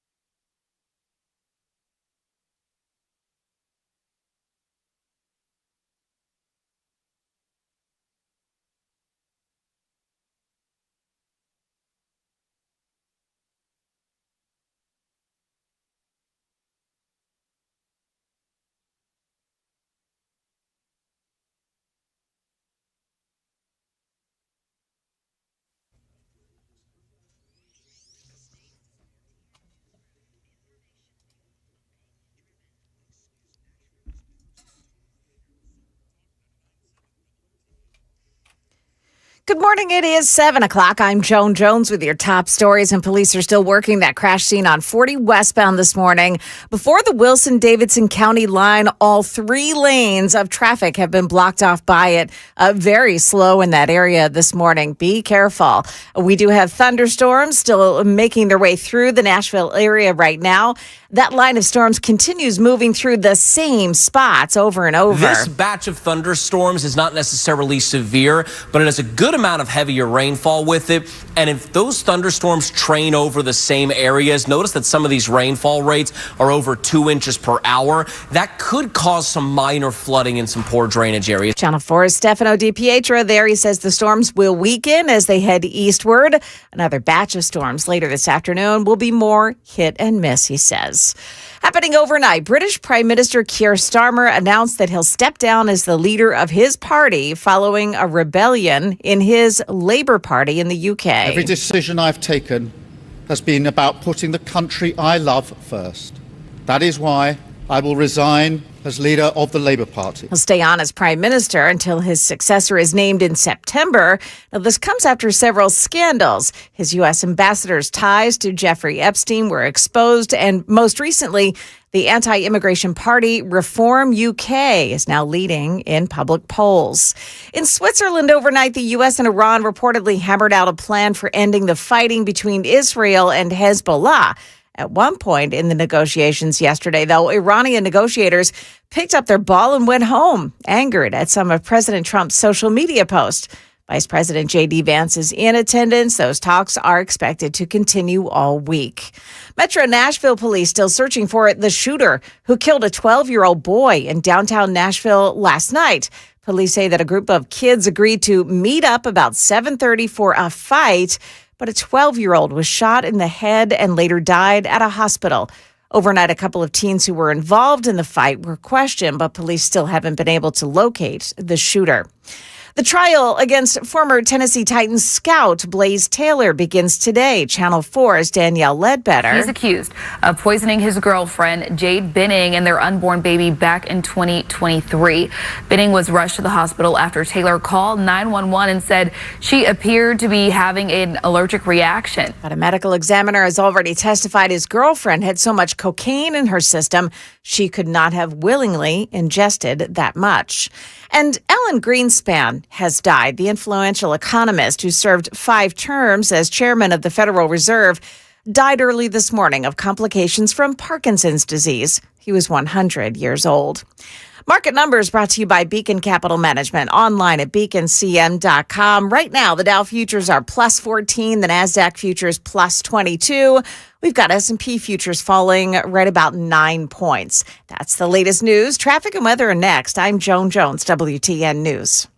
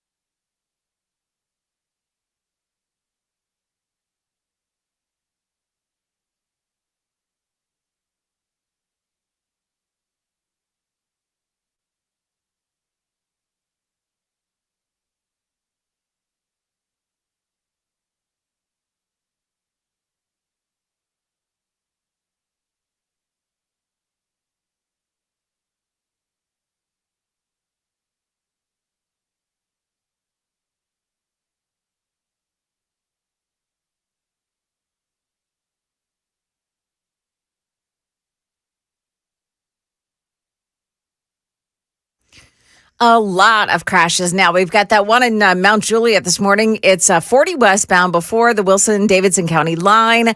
3 left lanes are still blocked by this. We've got stop-and-go traffic from Golden Bear, Gateway, Beckwith Road, all the way through that spot. Also, South Nashville on 24 eastbound, an accident at Murfreesboro Pike. The right lane is blocked off. Another on Briley Parkway southbound at Ashland City, the right lane blocked. And in Bordeaux, Ashland City Highway, the eastbound lanes before Briley Parkway, they're jammed because of an accident as well. Southbound on 65 in Berry Hill, a crash right this morning at I-440, and the left shoulder is blocked there.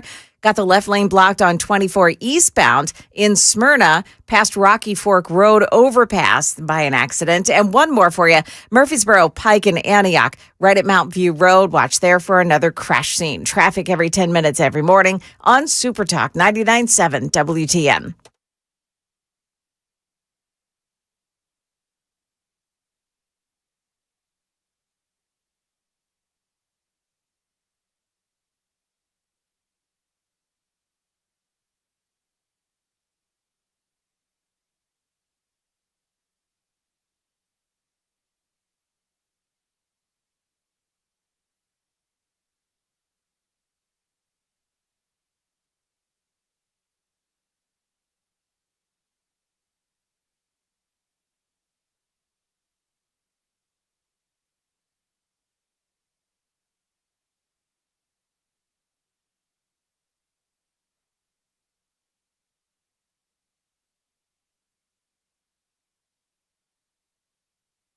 Um.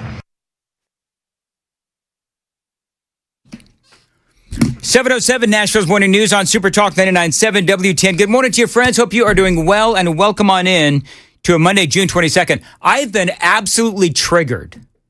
That's Congressman Scott DesJarlais is coming up, but I've been absolutely triggered by a soundbite from Keir Starmer that Joan played in her newscast. So this dipshite decided to step down today, and there's a whole political thing going on in the UK. They've got problems with their economy. They've got crime that is rampant. They've got this Muslim infiltration going on. While I was gone, there was a report that came out, and Joan, I guess you covered this in your talk show when you were filling in for Chris, the Rupert Lowe report, where they talked about hundreds of thousands of rapes that have been happening. 250,000 girls that have been raped at the hands of these Muslims that have been allowed to infiltrate into the country. Pakistani Muslim gangs. And so, and the problem in the UK is that, and generally in Europe, you're not allowed to talk about it. Right. And that was part of those reports, is that the girls would say, you know, they would go to the police, and the police would bring them back to their attacker and say, yeah, you shouldn't do that. Right. Yeah. And so then I hear, can you play that audio bite from Keir Starmer as he was resigning today? He should have been fired in disgrace, but he ultimately would have been. But he resigned because his party just lost a bunch of local elections. So he realized that it's time to step aside because they have national elections coming up. But this is what Keir Starmer said. Every decision I've taken has been about putting the country I love first. That is why I will resign as leader of the Labour Party. So is the country that he loves most Pakistan? Yeah. Good question. Yeah, because it sure as hell isn't because he loves the UK. Because he and all of those other leaders in the UK have been allowing all of these Muslims to infiltrate their country. And when they do horrendous things like rape gangs, you're not allowed to talk about it. I mean, I heard that, and it's like, oh, this is why your party is getting its ass handed to it. That's racist!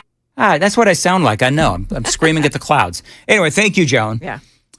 Congressman Scott DesJarlais joining us on Super Talk 99.7. Congressman, good morning. 2 hours in, back from vacation. I'm already irritated as all get out. How are you, sir? Better than you, but that's discouraging. I was trying to figure out exactly what was going on with this resignation, and I hadn't heard what Joan had played. And so obviously the country he loves doesn't have anything to do with women. He apparently doesn't care about them. This is the 7th prime minister in the last decade now in the UK, and I know they've had a problem with immigration, which is interesting because they kind of have a natural border, if you will. I mean, they're an island. And so it doesn't seem like it would be that difficult to control immigration. They just have allowed it. And I've known it's been ongoing, but not to that extent. And I had not heard anything about all the rapes, but I did know that there was a Muslim infiltration. Seems like there's more of a trend towards socialism. What was once one of the greatest countries in the world for years seems to be falling apart. Well, and we know that Keir Starmer had absolutely no interest in helping Donald Trump with the war in Iran. There's going to be that aspect of it as well.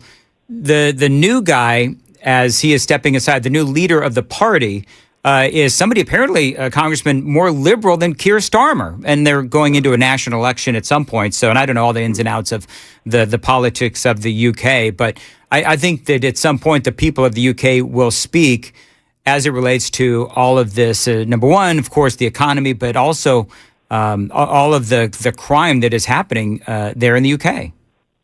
Yeah, and it's baffling that they are not willing to help. They've been a reliable ally.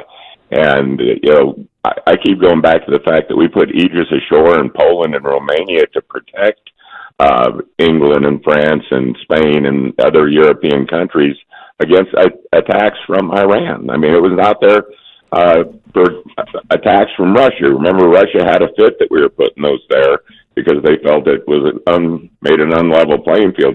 It was never about Russian missiles because they could overwhelm the system. So it was about Iranian missiles.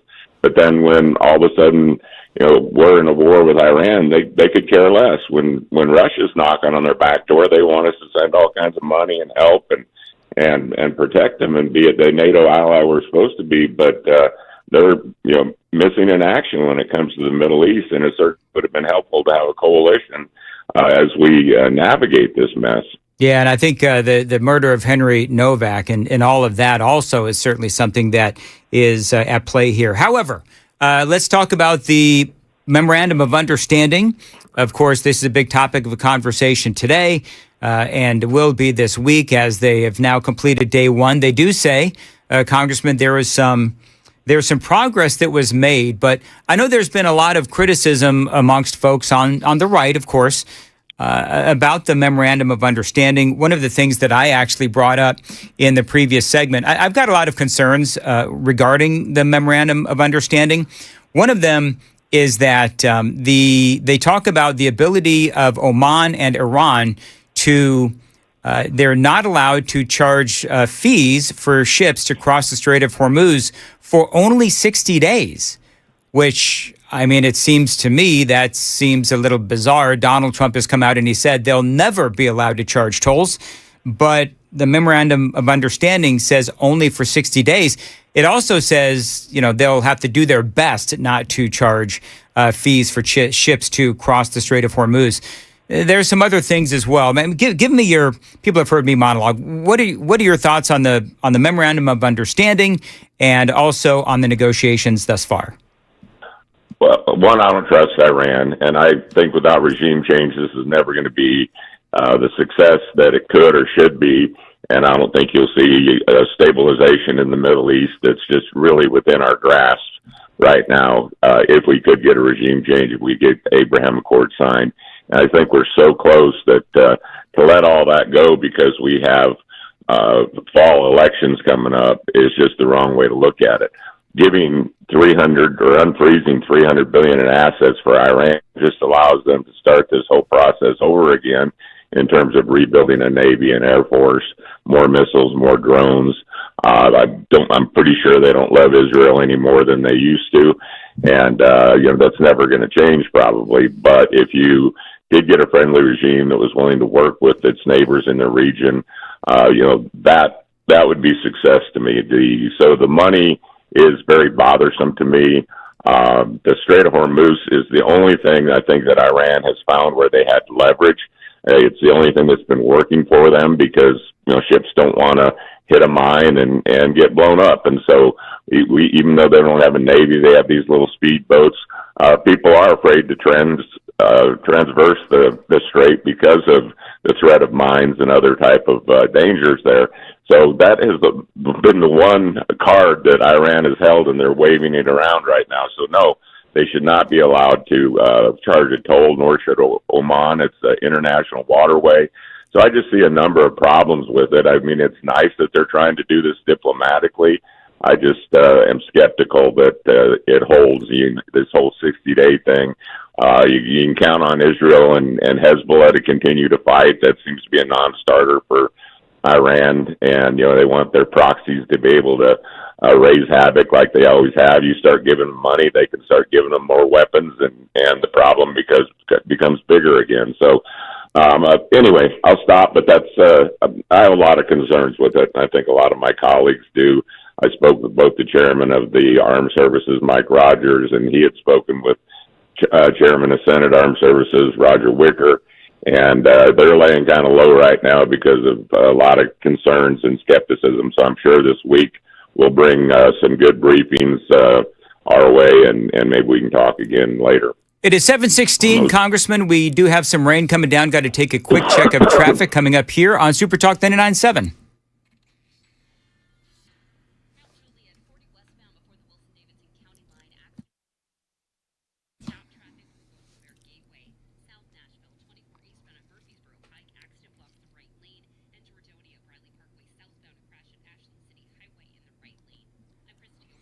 Couple of storm cells are rolling through, one right now, and got a lot of rain in the area. Of course, a lot of accidents as well. Take it slow. Second storm is going to happen later this afternoon. Today, a high of 79. Congressman Scott Desjardins joining us on Super Talk 99.7. Congressman, do you believe that President Trump is hearing the concerns that you and other conservatives and Republicans are voicing regarding this memorandum of understanding and the negotiations with Iran? We'll find out more this week. Of course, we're doing district work this week, which was a nice break from Washington. He'll send his people from the White House over to brief us, and we'll send our messages back to him. It seems to me, I don't know, he's going to be a lame duck president one way or the other, whether we hold the House or don't hold the House. Legislation's been hard to come by due to slim majorities. But, I would like to think that he would meet with us and listen to our concerns. So I can't answer the question whether he is or not. We sent a lot of messages about a lot of different things, troop movements within Europe and whatnot that we weren't happy about. And it seems like he still kind of does what he wants to do. If you would, let me slip one thing in that I'm finding pretty fascinating about this. I'm not a big soccer fan, but one thing that I am a big fan of is listening to all these different folks from different countries that come here expecting America to be this dirty, awful place because the only news they get, and I've traveled through Europe and around the world and South America, you can't find Fox News. The only thing you can listen to is either Russian TV or CNN, and they're about the exact same thing. It looks like the same format, same programming. And so all these folks are coming to America expecting to see these horrible things and what a terrible country we are. And I'm fascinated by, the freedom that they see that we have, that they can just drive where they want to go, that they, can get free refills and eat ranch dressing and go to Buc-ee's and do all these things. And there's just story after story after story coming from people from different nations that had a different view of America before they got here. And it kind of reminds me of what a great country we are and how spoiled Americans in general are and how we struggle with our first world problems that we have. But to have other countries come and praise who we actually are, not who they thought we were based on bias that they get in the media. So, I mean, it's pretty sad that the world sees propaganda from America the way, when I grew up, Russian propaganda was a big thing and it was well known. But I've traveled enough abroad to know that that's the news that they get. And so I didn't know if you had a comment on that, but I found it kind of fascinating to see that people actually do see us as a pretty cool place to be. I actually, it's interesting, Congressman. First of all, I hate ranch dressing. They can have it. That's number one. But number two, I didn't actually realize that the media outside of America was so negative on America. Now, the Democrats also feel that way about America, too. So it doesn't really surprise me that, the Europeans portray America as a dirty, awful, crime-ridden place, which is what I've been seeing online as far as the socials go. And it has been pretty interesting to see all of these folks come to America. I actually saw some in Florida, a lot of people in Florida for the soccer matches and so forth, and watching it and so forth. I have no idea exactly what was going on as far as who was playing who. But I do find it interesting that you have, by and large, you have the Democrats who have a very negative opinion of America. And you also have the Europeans who effectively, as you said, have that same opinion. So it's been refreshing to see. Now you have, and I don't know if you saw the headline, I did not read it, but you have some headlines out there saying, oh, well, all of these, so-called foreigners talking about the greatness of America, it's all just an actual setup. And this is actually not as it seems, when the reality is it is. But, I got to tell you that it has been refreshing to see America praised by people that are actually coming here. And I guarantee you there's going to be a lot of people that want to stay here in America. And I love the fact that they're discovering Buc-ee's. They're discovering, I guess, Wawa. I saw one guy from Germany who just discovered In-N-Out, for example. So it has been a lot of fun. By the way, there's one particular super texter who is texting me in big capital letters about a question he wants me to ask you, which is codifying Donald Trump's executive orders. Just offhand, do you know how many have been codified? I know that there are a bunch that were codified in the big, beautiful bill. How many are left? How many have been actually codified, and how many are left? Do you know offhand?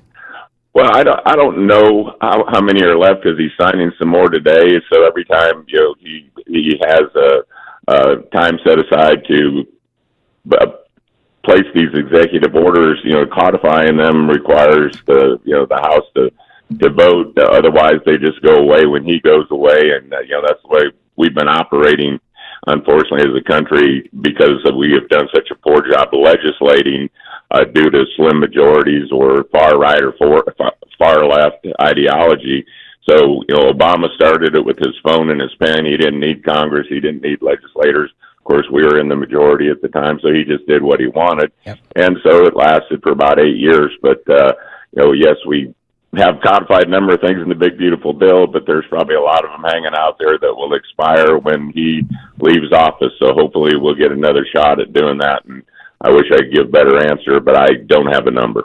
Yeah, and the problem is the numbers. I mean, I'm not defending Congress, but it's the same thing with the Save America Act. It's the same thing with getting rid of the filibuster.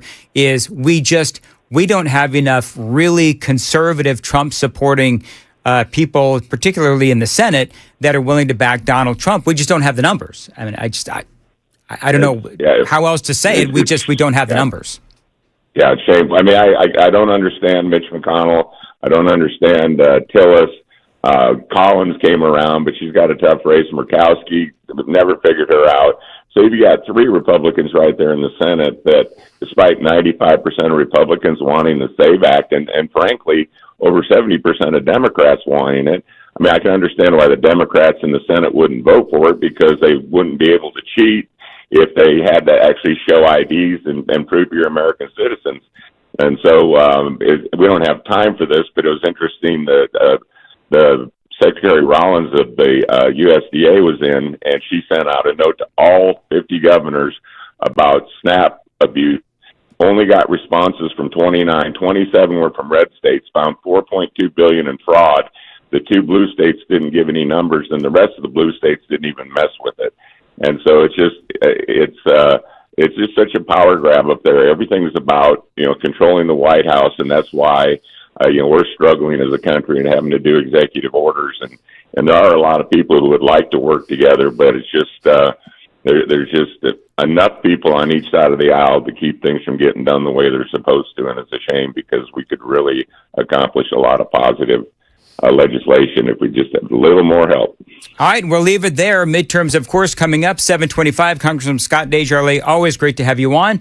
We'll talk to you again soon. Joan's got the news coming up at 7:30. Joan, real quick, and instead of the usual tease, can we just do some traffic? Oh, okay. Yeah, because I know that we've got a lot of wrecks out there. We haven't done a report in like 9 minutes. So let's talk about what is happening on 40, 24 as the rain continues to come down. Okay, so it looks like on 40 westbound before Wilson-Davidson County line, that crash is still there, and it's still taking out 3 left lanes. Must be a very serious crash, and it's jammed heading into that spot this morning. Also on 24, eastbound side in South Nashville, right lane is blocked off at Murfreesboro Pike by an accident. Also 24 east at Rocky Fork Road overpass in Smyrna. You've got the left lane blocked off there, and in both spots, we're hearing from listeners who say there are a lot of looky-loos on the westbound side who are slowing things down as well. There you go. Hey, it's Dan Mandison. Getting older is part of life, but that doesn't mean you don't go down swinging. Feeling exhausted all the time doesn't have to be.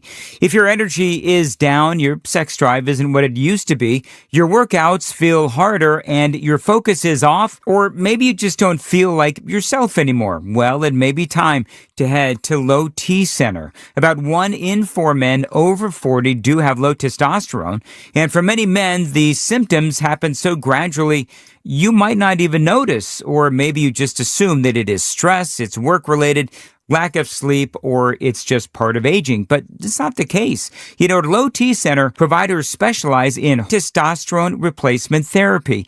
They use lab work and symptoms and health history and personal goals to create treatment plans tailored to each patient, because no 2 men are exactly alike.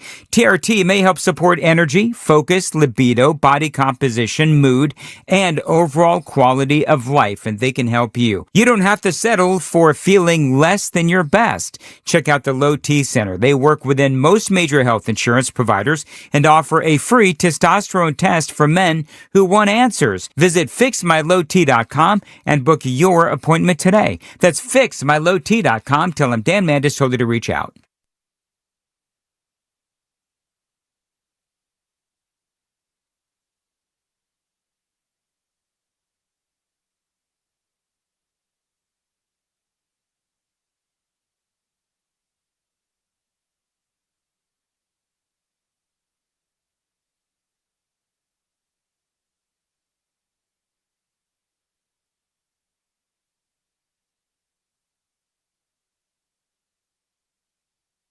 Hey, it's Dan Mandis, and I'm just back from vacation where I did all the cool beach things, parasailing and boogie boarding, long walks, and even some beach frisbee and, yes, roller coasters. Now, it feels so amazing to be able to do all of this.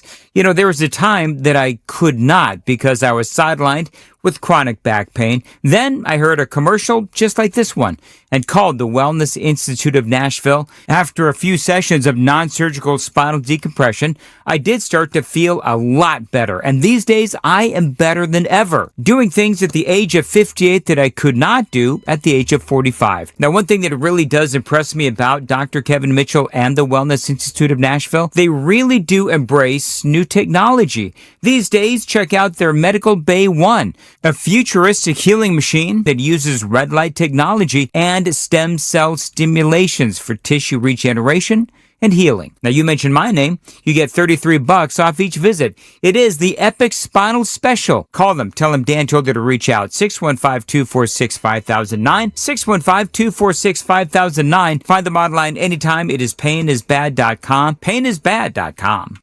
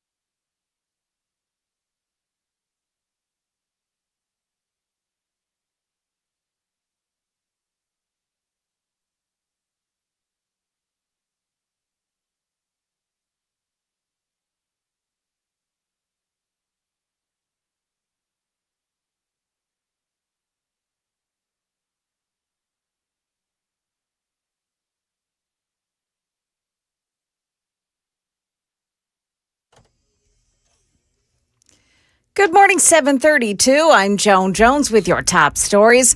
Some progress to report from today's talks with Iran in Switzerland. JD Vance saying that the most exciting thing, in his words, has been the fact that the Iranians have agreed to allow UN nuclear inspectors back into the country. The vice president saying that is a first step in terms of ending Iran's nuclear program, but still, clearly, a lot of progress and hard work to be done. That's ABC's Tom Sufi Burridge. He says that Tehran's foreign minister made a similar statement overnight.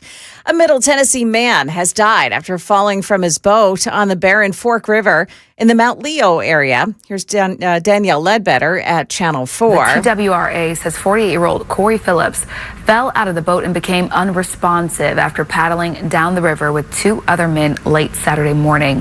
The other men called 911. Phillips was rescued and taken to a hospital but did not survive. And his death makes the 10th boating death this year in the Nashville area.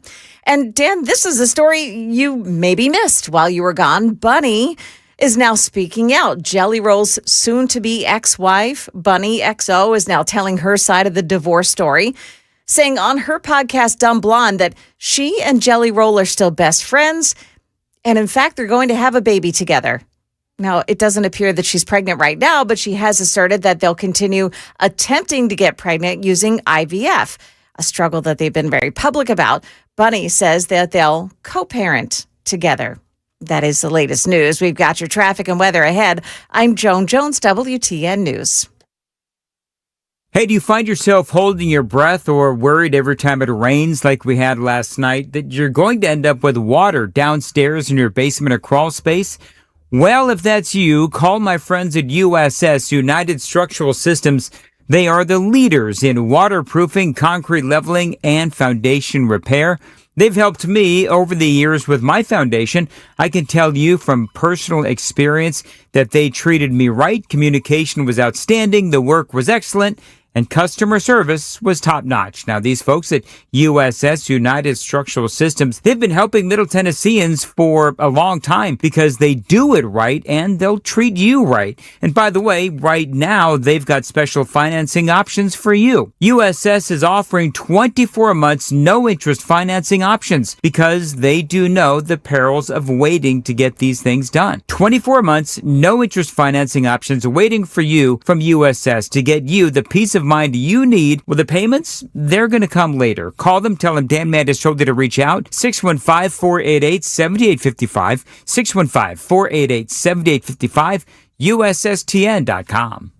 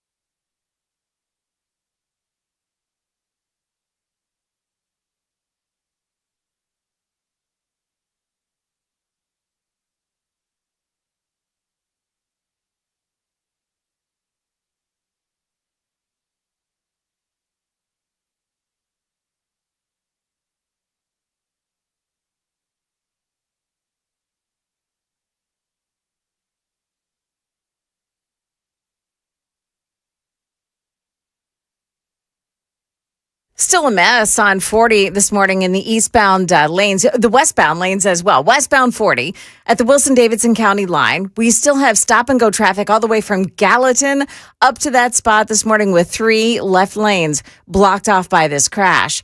We have a crash as well on 40 eastbound. It's on Old Hickory Boulevard West. The right shoulder is blocked off there. That one's a tractor trailer into a rock wall. Also on 24 eastbound at Murfreesboro Pike, exit 52 in South Nashville, the right lane is blocked off by a crash. 24 east in Smyrna, past the Rocky Fork Road overpass, the left lane is blocked off by a crash. You have one as well on Old Hickory Boulevard in Brentwood. The westbound lanes right at I-65, a crash reported in that spot. One more, Briley Parkway, northbound side before Clarksville Pike. A crash takes out the right shoulder. Traffic every 10 minutes every morning on Super Talk 99.7 WTN.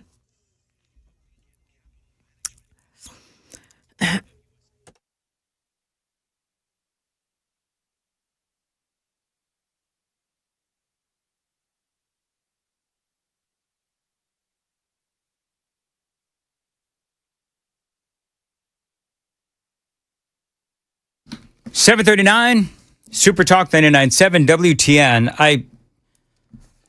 I'm shocked, I tell you, that Joan Jones actually covered Jelly Roll and Bunny. Oh, come on. In the newscast. I'm shocked you did that, We Joan. did it last week.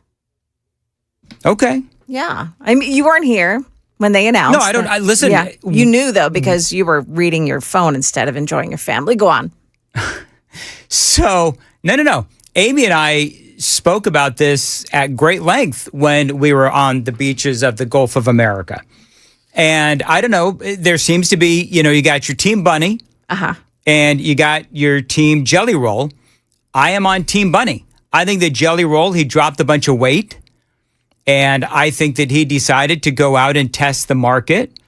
And Bunny, even on her podcast, said, yeah, Jelly Roll, or, he's ready to go out and date. He feels great. He's full of oozing testosterone, apparently. And that's what she said.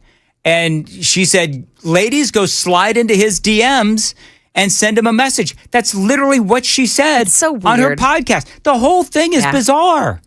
And I'm Team Bunny on this. I think that Jelly Roll, he lost a bunch of weight. It's like the They call it the Ozempic divorce, I think, or the GLP-1 divorce, where people lose a lot of weight and then they decide that they can get better. And I think that's some kind of BS. I mean, obviously anybody would, but, I think that's perhaps what happened. Now, this is where Sam says, as he said to me off the air, have you seen Bunny? It doesn't get much better than Bunny. Whatever. I'm going to tell you, hashtag not impressed. If you like ditzy blondes. I don't like ditzy blondes. I don't either. The biggest, thing that I find attractive in a woman is smarts. Oh. Is what? Brunettes. No, smarts. Whatever. Anyway, so they're going to have a baby together. Yeah, and I think that's ridiculous. Are you kidding me? Really? I mean, they're going through IVF. I don't know if they've already put the deposit down. I don't know how the whole thing works, but I think that for Bunny, I think it works for her. Because then as they're separated, she gets a boatload of money in like child support. Oh, I see where you're going with this. So there's that. I think it is absolute BS because you're purposely having a child outside of marriage. Now, but they're best friends and Bunny, Jelly Roll. We're always going to be BFFs forever, whatever. She said, quote, we're still having a baby together. We're going to co-parent together. Jay is my best friend. This isn't what you guys think it is. Nobody cheated on the other person. It's literally just we served our purpose. Hold on. Time out. Each other. Time out. That's a lie because Jelly Roll has a long history of cheating on Bunny. Oh, yeah. Do you know what I also thought was interesting about this? So people that don't know, Bunny was a high-class call girl. Like she was making $100,000 a night, apparently. Oh. And so she rescued him. He was living in a van down by the river. He had been arrested like 40 times. She totally took care of him. Now, what she saw in Jelly Roll, I have no idea. But she took care of him. And she helped him get, sober and whatever. And so then he goes off to prison or jail, whatever, he comes out. He'd been arrested like 40 times. And so you got a guy here who massively overweight, criminal record, spent time in jail, and Bunny helped him. And then he loses all this weight and decides that he can do better. And when you leave out the face tattoos thing, I mean, that's a no-go for me. So she also said in this that this was from the Tennessean, by the way.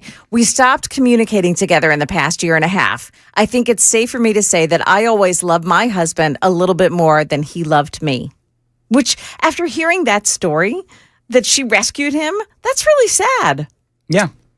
So why have a kid though? Like, to Dan's point about having a child outside of marriage, like you make that child come across as a commodity. Yes. You are an item that the other one's going to play.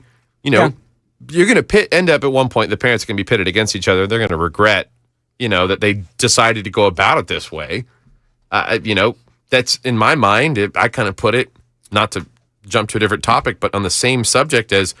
When two guys buy a baby from a woman, you are treating the child like a commodity. You're not raising it together in a loving household the way things were intended to be, naturally.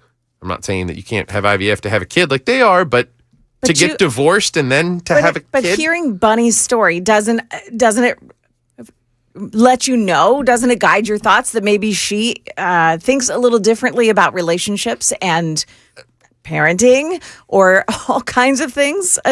She just thinks outside the box. I think it's a cash grab. Maybe. I think it's like that. There's your next reality show. We're both rising stars in our respective industries, and we decided to get divorced for the betterment of our lives, but we still wanted to have a kid. What is Bunny a respective? Her podcast does numbers, man. Like no. Her podcast, and here's the deal.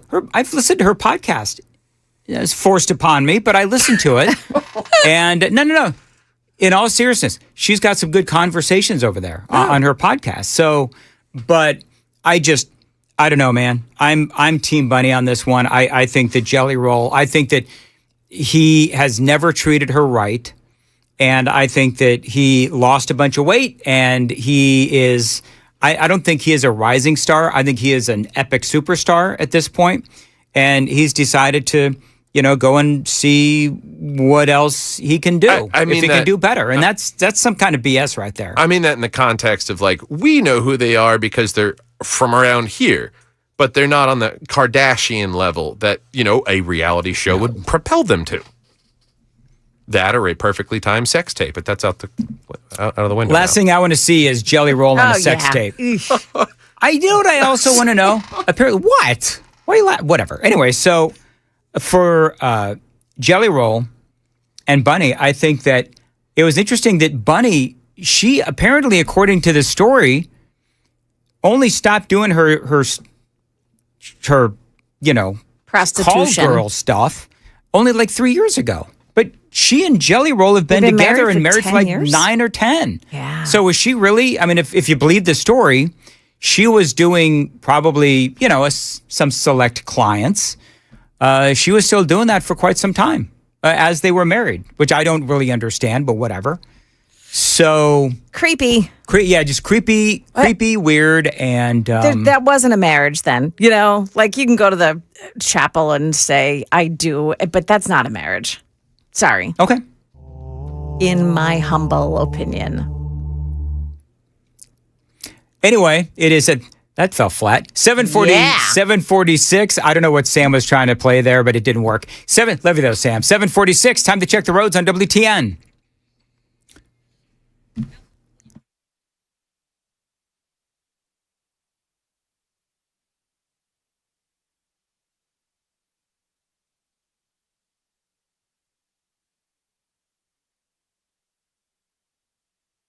At 747, and I don't know, Joan, did she get everything in there?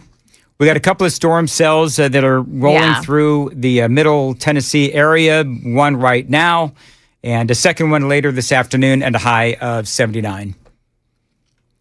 People are also saying, by the way, we should bring this up. I'm a little cynical of this, but people are saying, well, Jelly Roll has now found faith. And because Jelly Roll has now found faith, he wanted a woman that is perhaps a little more pious. I hate that I'm not word. buying it, man. Yeah. I'm not buying it.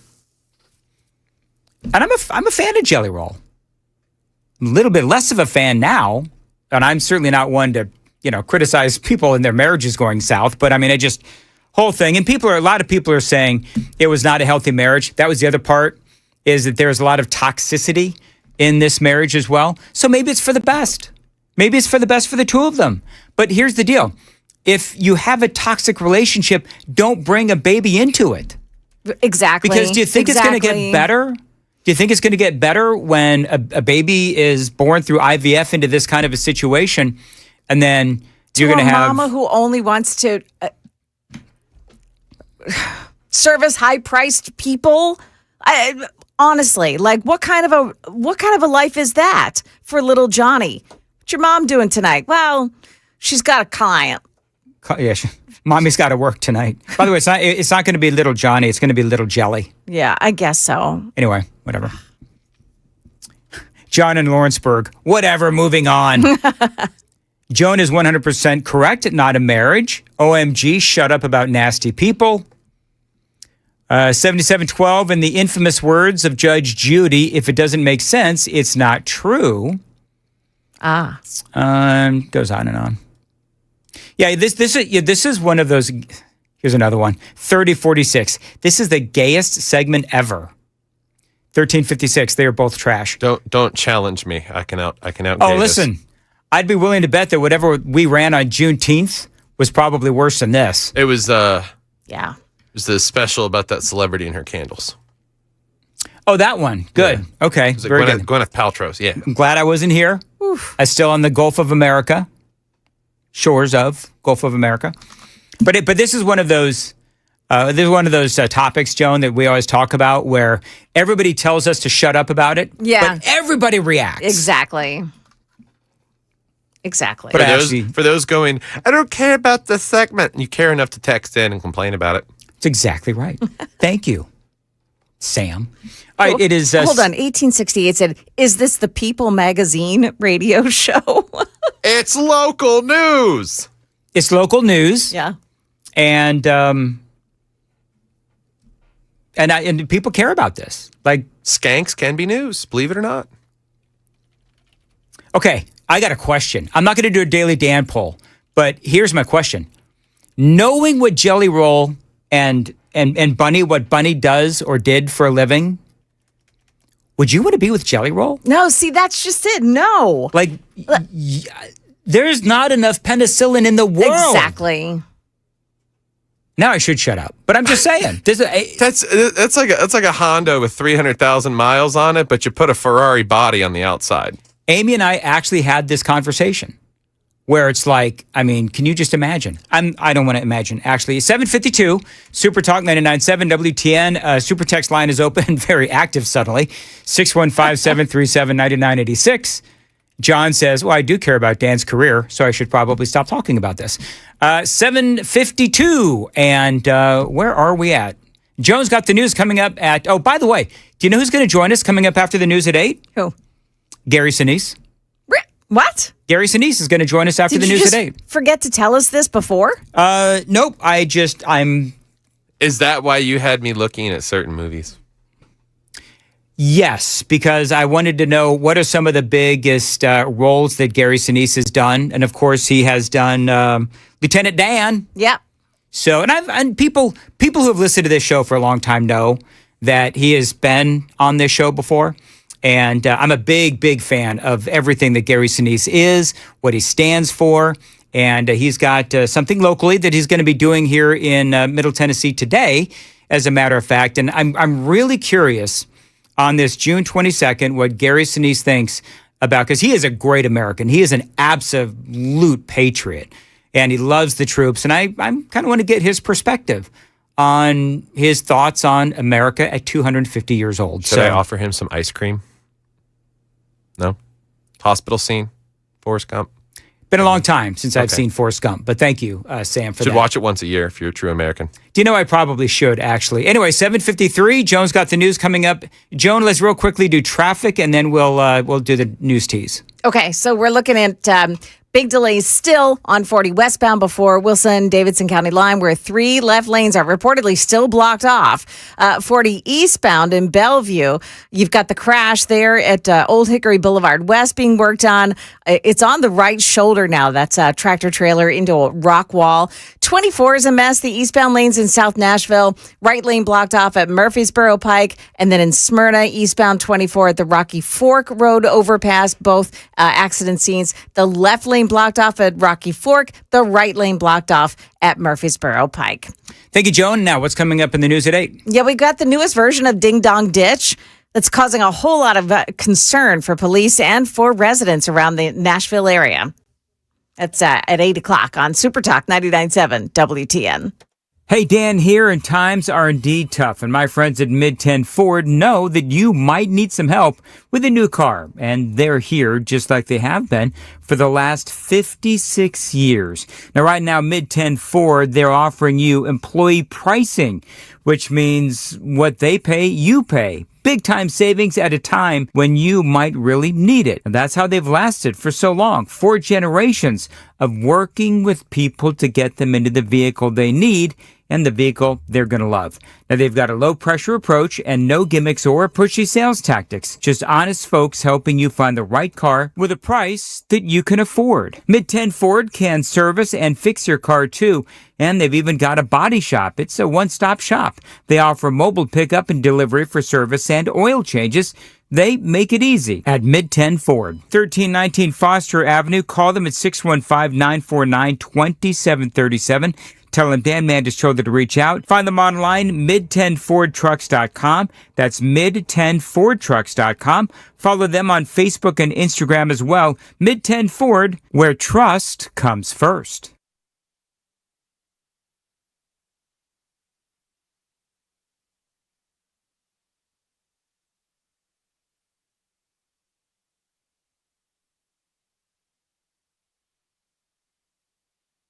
Dan Mandis here for my friends at Busy Bee Plumbing, Heating, and Cooling. They always want to save you money on AC service and repair.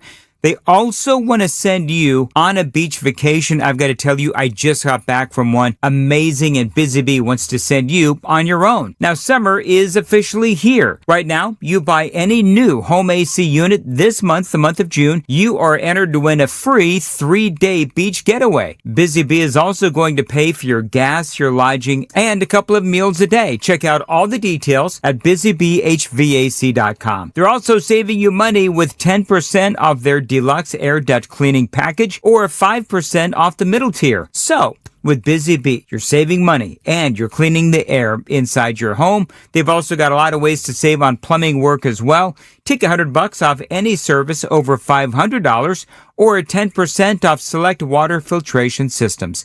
Call them. Tell them Dan Mandis told you to reach out. 615-775-7833. 615-775-7833. busybeehvac.com.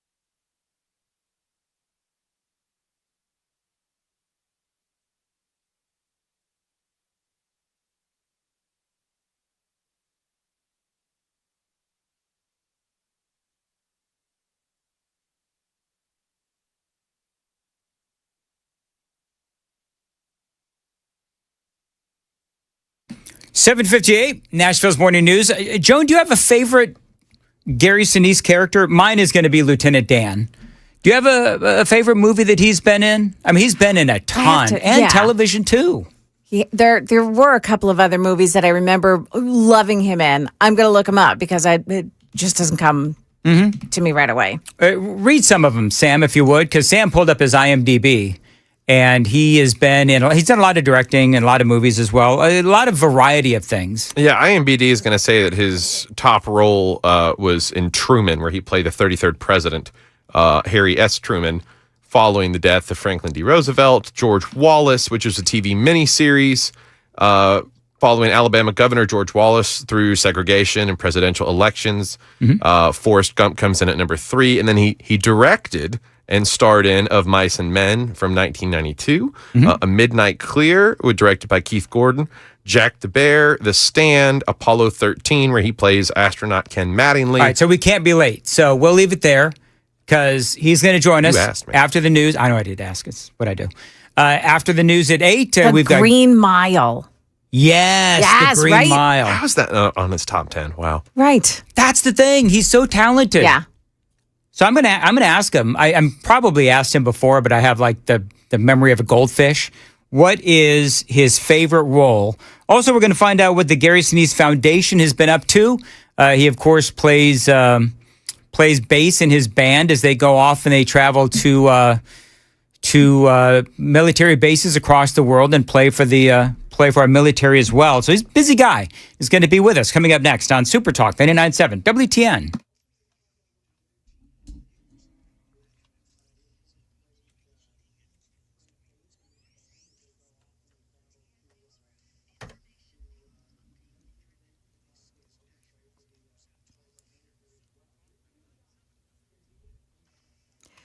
Good morning, 8 o'clock. I'm Joan Jones with your top stories. Got your forecast and traffic still to come. The first round of talks between the U.S. and Iran has now concluded, and Vice President J.D. Vance attended those meetings in Switzerland. He tells the press pool that Iran has now agreed to allow international atomic energy inspectors to enter the country once again. That is a major milestone for the American people and the first step in permanently denuclearizing or permanently ending a nuclear weapons program in Iran.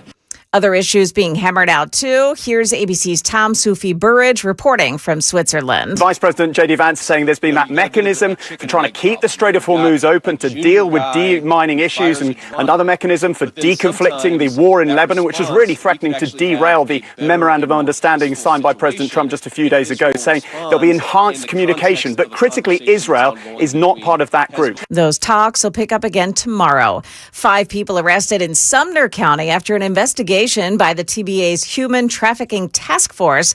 The bust taking place June 11th and 12th. All of the men arrested were charged with promoting prostitution. TBI also rescued 9 victims. They've been provided support through local human trafficking victims services. Well, you probably call it the DingDong ditch when you were a kid, but there's a new version of it. It's called the Door Kick Challenge, and it's happening in the middle of the night. Here's Channel 4's Sarah Ellen. It's called the Door Kick Challenge, and it's happening all across the country. Typically, it's teenagers in the dead of night going up to homes and forcefully kicking the door and then taking off. And some of the latest potential victims of the prank are Laura Pilato and her family. Prank or not, ultimately they did cause damage to our home, and it was extremely scary for us. This is what Laura and her husband woke up to at their home in Park Glen Tuesday morning, just a couple minutes after midnight. She says the bang was enough to shake their entire home and split their door frame. Yeah, police are calling it a dangerous trend because of what the response could be from scared homeowners within the home. So one thing that students will not be getting at Wilson County high schools anymore, energy drinks. School officials considering a proposal to strip them from vending machines after discovering how much caffeine those drinks contain, which is nearly double the amount recommended for teenagers. That proposal needs passage 2 more times, but it does appear to have the support. Market numbers brought to you by Beacon Capital Management, online at beaconcm.com. We've got Dow futures plus 46, NASDAQ futures up 94, S&P futures are down just a point. About a half hour to go here before the opening bell. That's the latest news, traffic, and weather next. I'm Joan Jones, WTN News. Thank you, Joan. 8:03, Nashville's Morning News. Credit card interest rates are now over 29%. And most people are only making the minimum payments, so they're getting nowhere. Loan Pronto can help you. Here's what a lot of homeowners simply don't realize. Using the equity in your home, you can easily access hundreds of thousands of dollars in cash. Now, with Loan Pronto's rapid equity loan, you can pay off your credit cards, your existing HELOC, your car loans, or get money for that home improvement project. Now, one client just got $100,000 approved and saved over $1,500 every single month. And here's the best part. With Loan Pronto, you can do it all from your phone with zero out-of-pocket expense, no hard credit pull up front, no appraisal, no long drawn-out bank process, and no touching that first mortgage. Now, rates right now are at near 3-year lows, so you've got to act right now. Go to loanpronto.com, see how much money you can get in about 60 seconds. Loan Pronto, 2,800 5-star Google reviews, 615-499-5780, 615-499-5780, online anytime, loanpronto.com. That's loanpronto.com. Equal housing lender, NMLS 166-1781, NMLSconsumeraccess.org.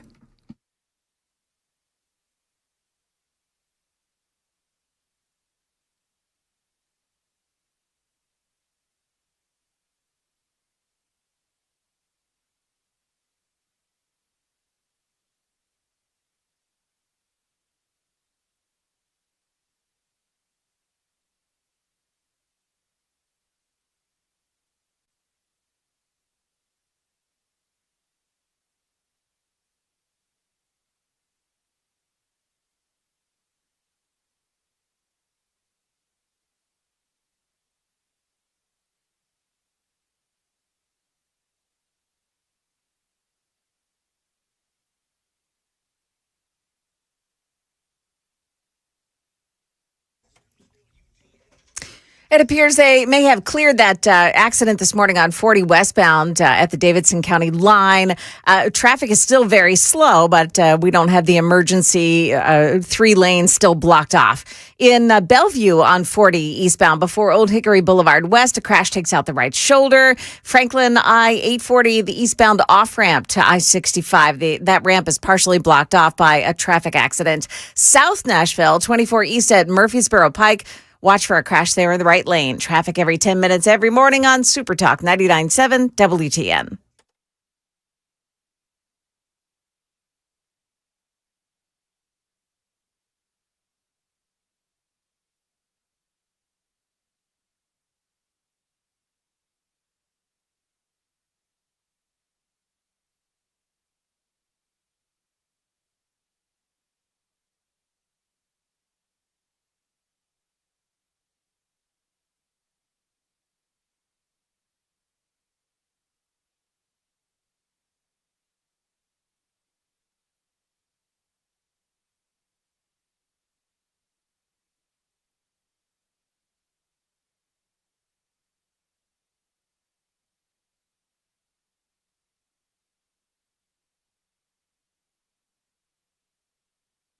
.807 Nashville's Morning News on Super Talk 99.7 WTN. Welcome on into a wet and rainy Monday, June 22nd. Want to get right to the Newsmaker hotline and welcome on into the program. Welcome back to the program. Actor, writer, director, Gary Sinise, musician, joining us. Gary, always great to have you on the program. How are you? Good to be with you. Thanks for having me. I'm doing good. So I'm going to ask you, because there's a lot that I want to get to, some really deeply personal things and also some political stuff. But I got to ask you, because people want to know, you've had so many incredible roles, right? Lieutenant Dan, of course, in Forrest Gump, lead role in Truman. You were in The Green Mile, Apollo 13. Do you have one role? And of course, I think it's CSI too. You're on that for years. Do you have one role that you have really just stands out as the one that you want to be remembered for? Well, I've had a lot of great experiences, so I couldn't say there was one particular role. I've had Good fortune in the theater. Had a lot of great parts in the theater for many, many years. Started a theater company in Chicago called Steppenwolf, and we did a lot of great work, played a lot of great parts. And then on television, I've, had some great opportunities at Truman and Wallace and CSI New York and some of the other things that I've done. And certainly the movie business, I had some great opportunities. So it's really hard to pick one over all the other ones. All right, I'm gonna throw you a curveball. Is there one role that you regret, that you think I probably shouldn't have done that role? Let's see. No. Okay.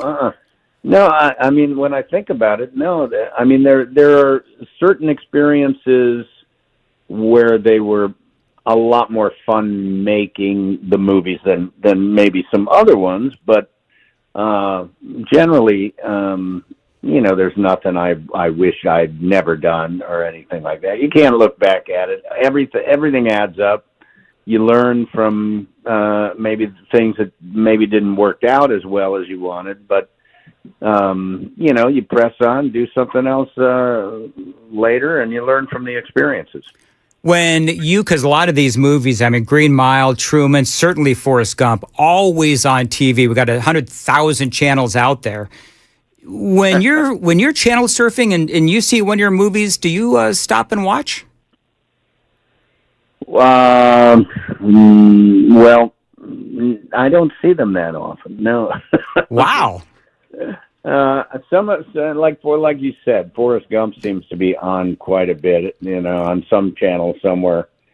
And I might, tune in a little bit and watch it, but I've seen it many times anyway, so it's not like I need to watch it. Are you like me? Because whenever I listen to something I've done on the radio, I'm always like, I could have done that better. I could have done that different. When you see yourself on TV or in the movies, some of these older movies, do you think I could have done that different, or are you at peace with everything that you've done? Well, you could always do something differently. Sometimes I'm like, hey, that wasn't bad, and then other times I'm like, well, maybe I could have been better there. Yeah. You just look at it. Some of these things, like I started doing it a long time ago, so I'll go back and see things that I did early in the career that maybe I would do differently now, but it's all part of the tapestry. You're just trying to create a believable impression every time you go out there to try to do it, and you learn from each one of your characters, and you apply that next time. Well, one of the things that I think this is your fourth time on the show, and one of the things that I've always admired about you, to be perfectly honest, is a lot of actors may just sit on their laurels and really just not reach out and try to, give back. But you do in so many different ways. You've had these incredible roles in this incredible career, and you've taken that fame and you've used that to do a number of different charitable organizations that you participate in, including, obviously, the Gary Sinise Foundation. 15-year anniversary now. You've been doing this, the Gary Sinise Foundation, for 15 years. And you do so many incredible things with the foundation: custom home building, educating kids on history, first responder, taking care of the first responders as well. Talk about the Gary Sinise Foundation. What was your inspiration to start the foundation? And tell me what you're most proud of regarding what the foundation has accomplished over the years. Well, thanks for asking. The foundation really grew out of an already existing mission, and it just became clear at a certain point that was the next step for me. I have a lot of veterans in my family. I have great respect for them. I started supporting veterans back in the 80s, Vietnam veterans particularly, because my wife had two brothers who served in Vietnam, and her sister joined the Army, and her sister married a Vietnam veteran, a combat medic. So they were a big motivator for me back in the 80s to try to do something to support them. They didn't get the support that they should have when they came home. It was a difficult time in our country, so I just kind of took up the charge to try to help them. And then in the 90s, I ended up playing a Vietnam veteran in Forrest Gump, and he was a disabled veteran. So that led me to start working with the organization called the DAV, Disabled American Veterans. They represent now about 2 million wounded veterans. And I started supporting them in the 90s. They asked me to come to their national convention, and I went, and it was very powerful, very moving. Started supporting them, and then after September 11th, when we were attacked and we deployed to Afghanistan and Iraq, I just felt the need to do something. And so I jumped in, started supporting the USO and going out on trips and going to the hospitals and all these. Started supporting many different military and veteran first responder nonprofits. And then 15 years ago, it just became clear that this was something that was important to me. And I felt like I was having a positive effect on some of the people that I was trying to help. And so I created the Gary Sinise Foundation. And we are coming up, let's see, June 30th, just about a week from now will be our anniversary. We launched in 2011 at the National Press Club in Washington, D.C., and we're going to have a big 15th anniversary gala celebration on the 27th of June, just coming up in a little less than a week. It's been a great journey. I'll tell you, we've helped a lot of people, and we've had a lot of help from a lot of people around the country. A lot of great companies and individuals who are signing on to help us do the mission. Well, one of the things that it does, and I mentioned it previously, but Gary Sinise Foundation, educating kids on history. Talk about why you decided to make that one of the focuses of your foundation, because it touches on something that I've always thought, which is that the schools in America don't do a good enough job on educating kids about history. Talk about that. Well, I talk a lot about supporting our troops, right? Supporting those who defend us, supporting our first responders, and the importance of doing that, because they are, after all, the ones who, when it hits the fan, they're the ones who have to go out and respond.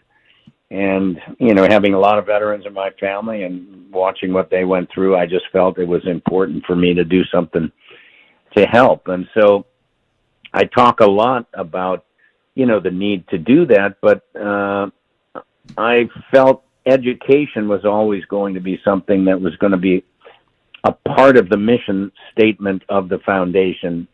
The mission statement is we serve our nation by honoring our defenders, veterans, first responders, and their families and those in need. And we do this by creating and supporting unique programs designed to entertain, educate, inspire, strengthen, and build communities. And on the education side, I can talk all day long about, hey, you got to support the troops and you got to help the veterans.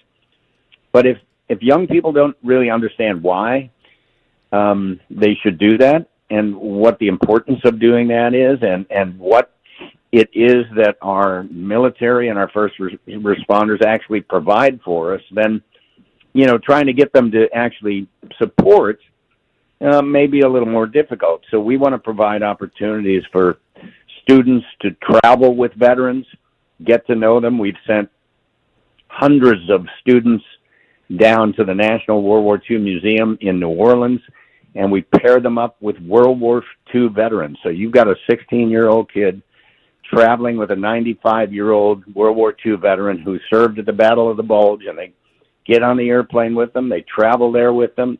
They spend the next day, all day long, walking through the museum, learning the history, listening to the stories from the people that were there, and then they travel home with them. And by the end of that trip, that's an education and an impact that is unmatched. You can't get that in school just reading a book or something like that. So we try to provide lots of opportunities like that. We send students to the 9/11 Museum in New York. We send them to Shanksville, Pennsylvania. We send them to the Pentagon Memorial, where there's a Pentagon Memorial, 9/11 Memorial that I actually helped to raise money to build.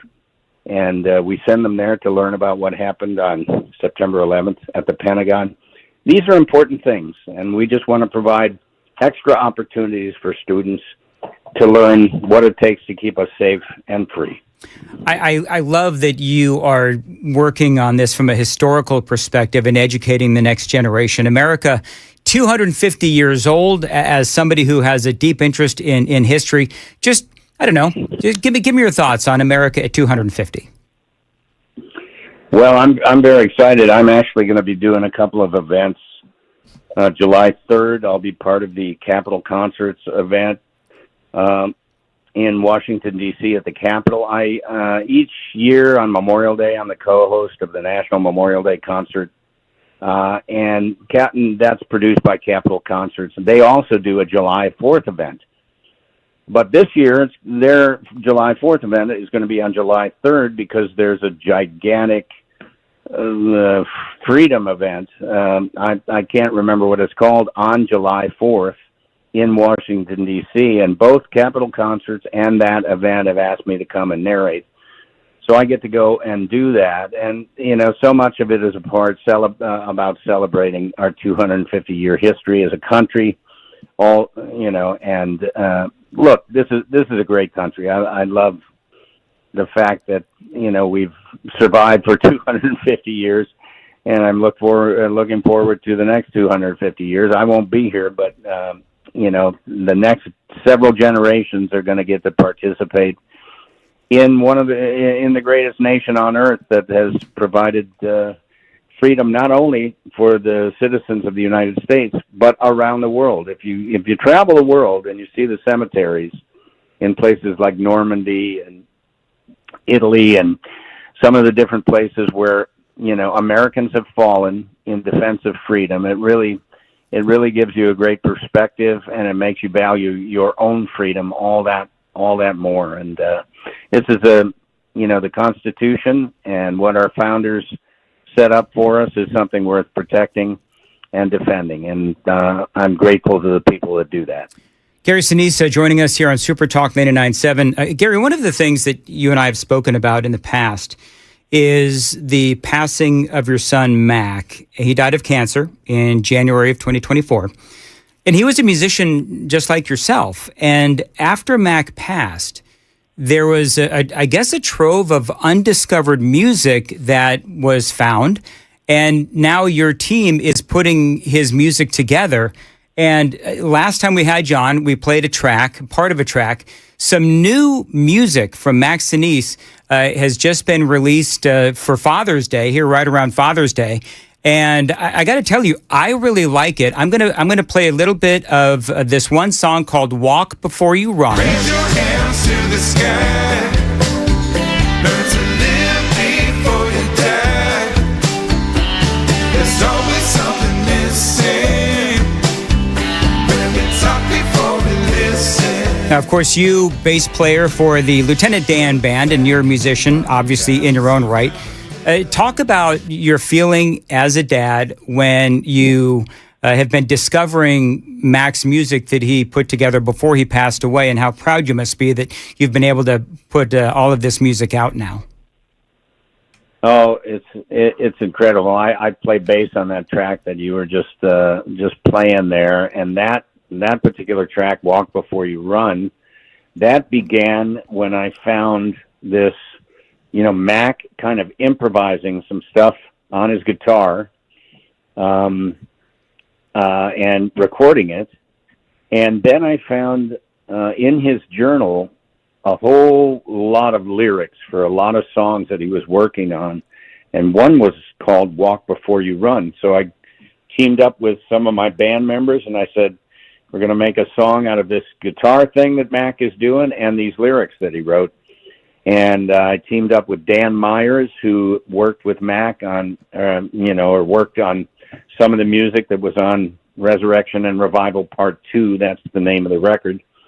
And Dan went to work on this song. It's a beautiful song, Walk Before You Run. You can go to Mac Sinise YouTube, and you can see videos of these new songs. But it's incredible. When I was on with you last, I thought I'd discovered all the additional music that he had written and tucked away in his files. And after we produced Resurrection and Revival Part 2, I started going through the files again, and I found more. And then I found lyrics, and then I found charts, and then I found melodies that he had laid down and set aside in his files. And so I thought, there's so much of this here, I've got to go to work on a third record. And we've just finished Resurrection and Revival Part 3, which is a 3-disc vinyl record. You can order the vinyls at GarySiniseFoundation.org, and all the proceeds from the vinyl sales go to the mission at the Gary Sinise Foundation. Mac loved the mission. He worked for the foundation until the cancer really started to make things so difficult that he couldn't come in anymore. We lost him on January 5th, 2024. But right before he died, that first record, Resurrection and Revival, he finished it. And he went to work at the beginning of 2023 on this music, and he finished the record by the end of 2023, and he died 2 weeks after finishing it. So we put that record out, and then I found the additional music, went to work on the second record, and now there's a third record. And it's really the collection, the series of music, Resurrection and Revival series. There's over 60 pieces of music, rock tunes like you just heard, orchestral pieces. Mac wanted to write film music and write for movies. Mm-hmm. So he did a lot on his computer and with all his programs and just laying down all kinds of ideas. And we've taken a lot of those and brought them to life. And just I couldn't be prouder of the people that came together to work on this music. Again, you can download the first two records, and you'll be able to download the third record next month. Do you think there'll be a fourth? That I'm not sure of, but I couldn't say for sure, because I thought, like I said, when I did part 2, I'd found all the music, and I was wrong, and I started to discover all kinds of other things. So I can't say there won't be, but right now there's so much music, and this part 3 is really just the variety of genres on this record is incredible. And Mac had a lot. He wanted, like I said, he wanted to write for film, and film composers really have to know how to write all kinds of music, because you never know what kind of film you're going to be. Are you doing a film that has a jazz score? You got to be able to do that. Is it a big orchestral thing? Is it more of a rock thing? And he had quite the variety of tastes and interests, and it's all evidenced on this great collection of songs.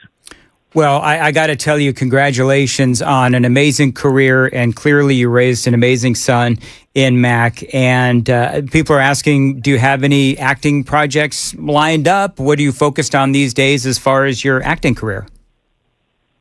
Mac things got really difficult with Mac at the end of 2019 and into 2020, and I stepped away from it.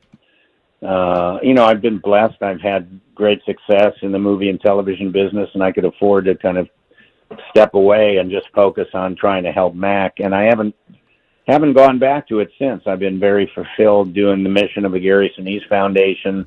I'm still playing concerts on military bases all over the place.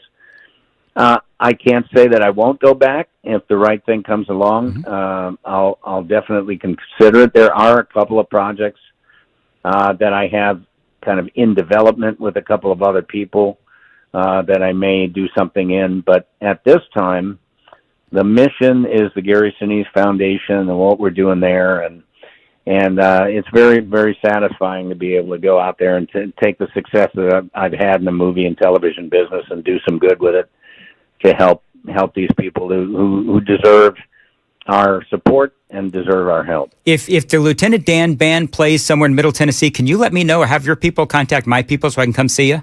Well, I'll give you a date right now. We're going to be at the Opry on September 18th. So come on out to the Opry. Actually, that's a big event for the Gary Sinise Foundation. We do an event called Nashville Salutes Heroes, and we bring probably 50 of our veterans, first responders, wounded service members, folks that we want to support. We bring them in to Nashville and treat them special for 3 or 4 days, give them a great time. And the finale of that event is going to be at the Opry on September 18th. My band will be there we don't have the bill yet, but I know it's going to be a great collection of artists on that bill that night. So come on out September 18th to the Opry and help celebrate and salute our heroes. Well, listen, if you need any help in promoting whatever, you just let me know. I'm a big fan and would glad to help out in any way that I can. Gary Sinise, GarySiniseFoundation.org. As always, thank you for being here on Nashville's Morning News. Thanks so much for having me. All right, we'll talk to you next time. Gary Sinise. Joan, I am so late. I'm so sorry. You but are. It's Gary Sinise, man. I know, right? Every time he's on. Every time he's on. It's such a pleasure. So, all right, 8:29, cool. News with Joan coming up. Dan Mandis here. The covered patio. Now, listen, warmer weather outside means that you want to spend more time outside. If you want to add more living space to your home, think about building or upgrading your patio. They've got motorized screens so that you can easily keep the patio open when you want some sun and closed when you want some shade. So your back screened in porch becomes a lot more enjoyable. They've got a ton of outdoor living options with motorized screens and patio covers and custom wooden decks and outdoor structures. They've got a ton of options with styles for every budget. The Covered Patio, they are dedicated to fair prices and customized solutions for your specific home and your specific space.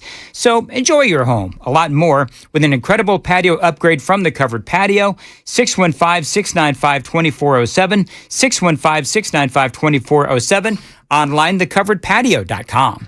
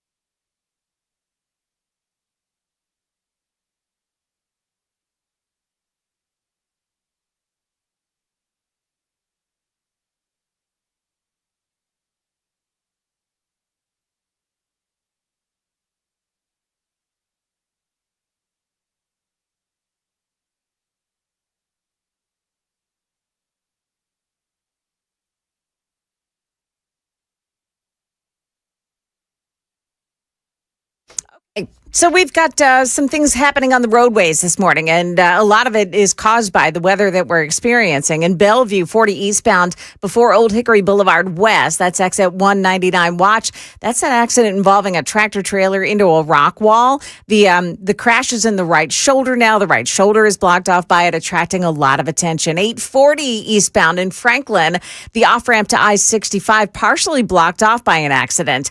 You've got trouble on 24 eastbound lanes in Whites Creek before Old Hickory Boulevard North. The left shoulder is blocked off by a crash.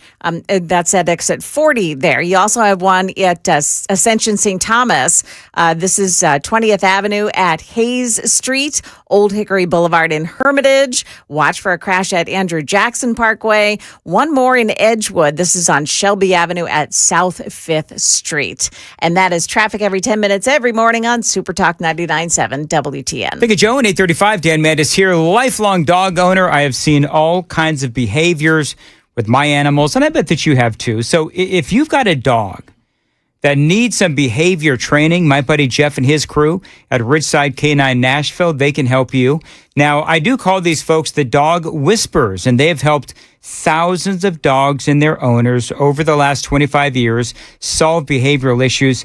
They can help you and your dog and your family as well. So if you've got a pup that's got some aggression issues, some potty problems, anxiety, maybe some basic obedience problems, well, Ridgeside K9 Nashville, they can help you help your precious pup with just about anything. One of the things that I love about Ridgeside K9 Nashville is that they believe that owner education is just as important as dog training. And long-term success with your dog begins with you and Ridgeside K9 Nashville. They've got a lifetime support guarantee. They are there for you 24/7. So check them out. Call them at 615-878-0380. Ridgeside K9 Nashville, 615-878-0380. Online, rsk9nash.com. The letter K, the number 9, rsk9nash.com. Ridgeside K9 Nashville, veteran owned, proven results, and guaranteed for life.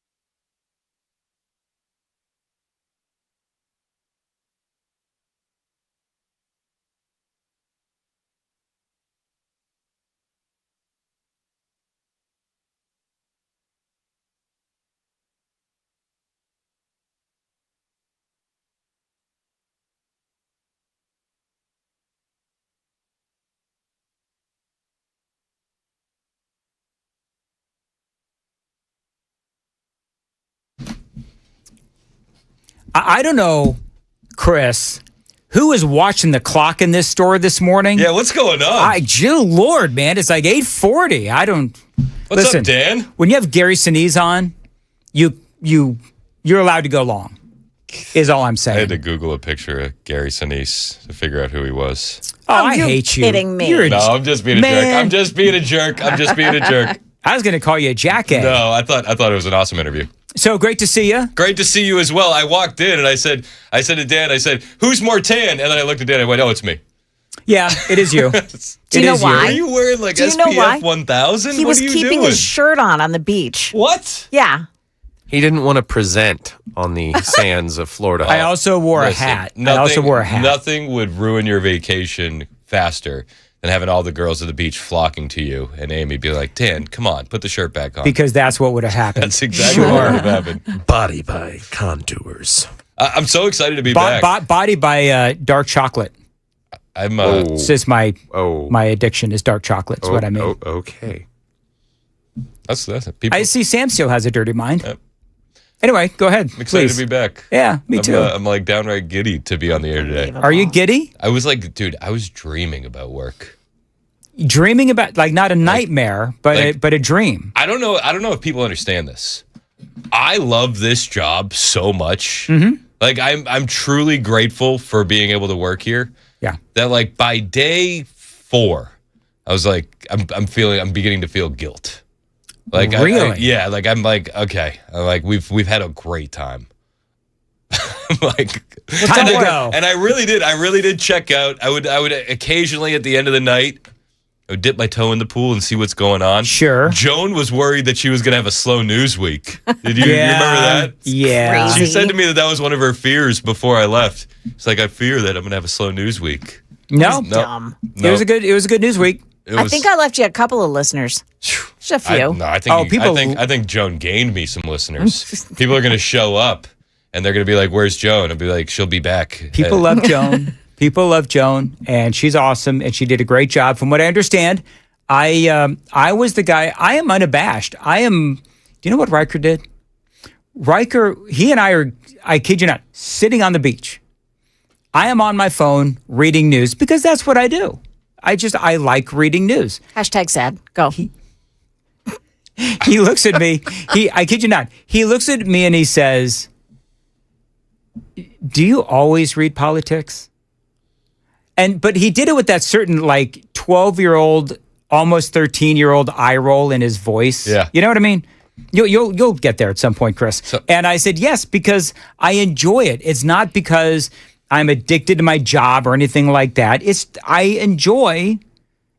Politics is sport for me, and I'm not going to apologize for it. It is entertainment. Like I'm with you. I find it very entertaining. But I spent the first few days, and I was like, I'm leaving my phone at the house. Yeah, and I did that. But then I was like, oh, but I'm missing these opportunities to take pictures of the kids while they're having fun, and we're out on a boat, and like, oh my gosh, there's a shark, and like, did you see a shark? Yeah, what? dude. My brother-in-law and my sister-in-law, they have a boat. You went to St. Croix, by the way. Yes, we went to the Virgin Islands, and they own a boat with a couple friends. Mm-hmm. So we got to go out on the boat a couple times, which was just awesome. But we saw a shark, we saw a stingray, we saw an eagle ray, we saw barracudas, we saw sea turtles. Wow. Like we saw everything cool. except the dolphins. But we did see a pufferfish, which gave me an opportunity to tell people, dolphins get high off these pufferfish. Which nobody thought it was as entertaining as I thought it was. I didn't bring up, I really did. I really was on my best behavior, so I didn't bring up all the dolphin rape. I did. So, you brought up dolphin rape on your vacation? I did. Me, Riker, and Amy are sitting on the beach, and we saw dolphins. Your kid, well, Riker's a little bit older than some of my kids. Well, we spoke about the rapey nature of dolphins.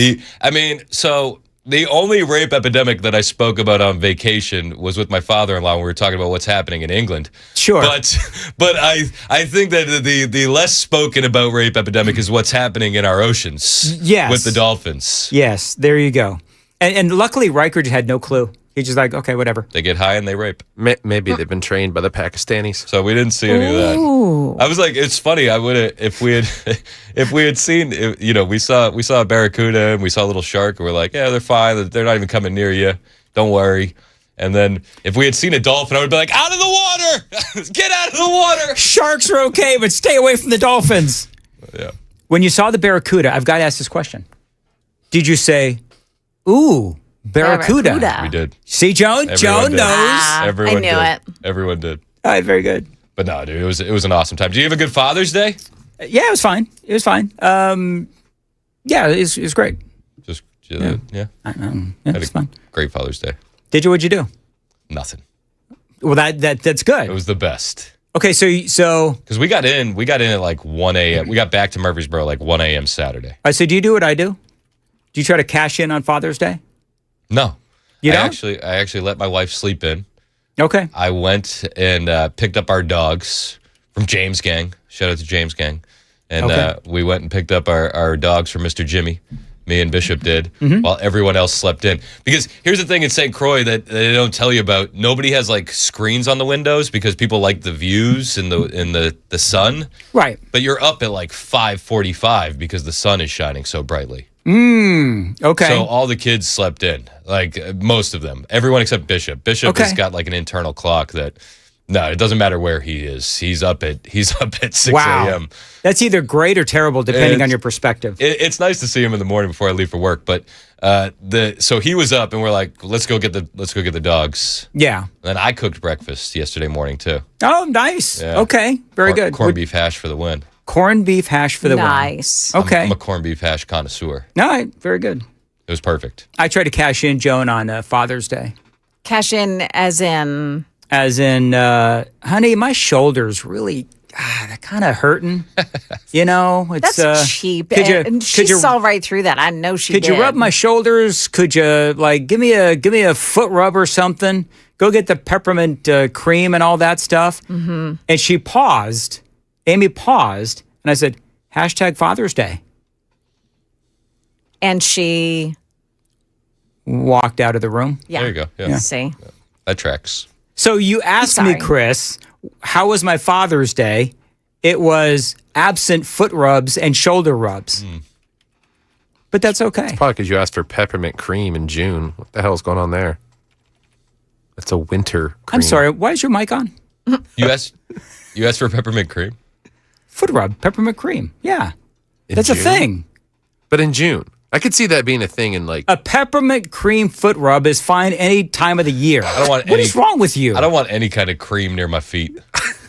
It just feels like I'm like. Does it I'm feel already, a little dolphin-y? It feels too slimy for me. Okay. You ever actually done it? No, and I won't. Okay. Are your heels perpetually cracked? That's a you problem, Chris. It feels too oily.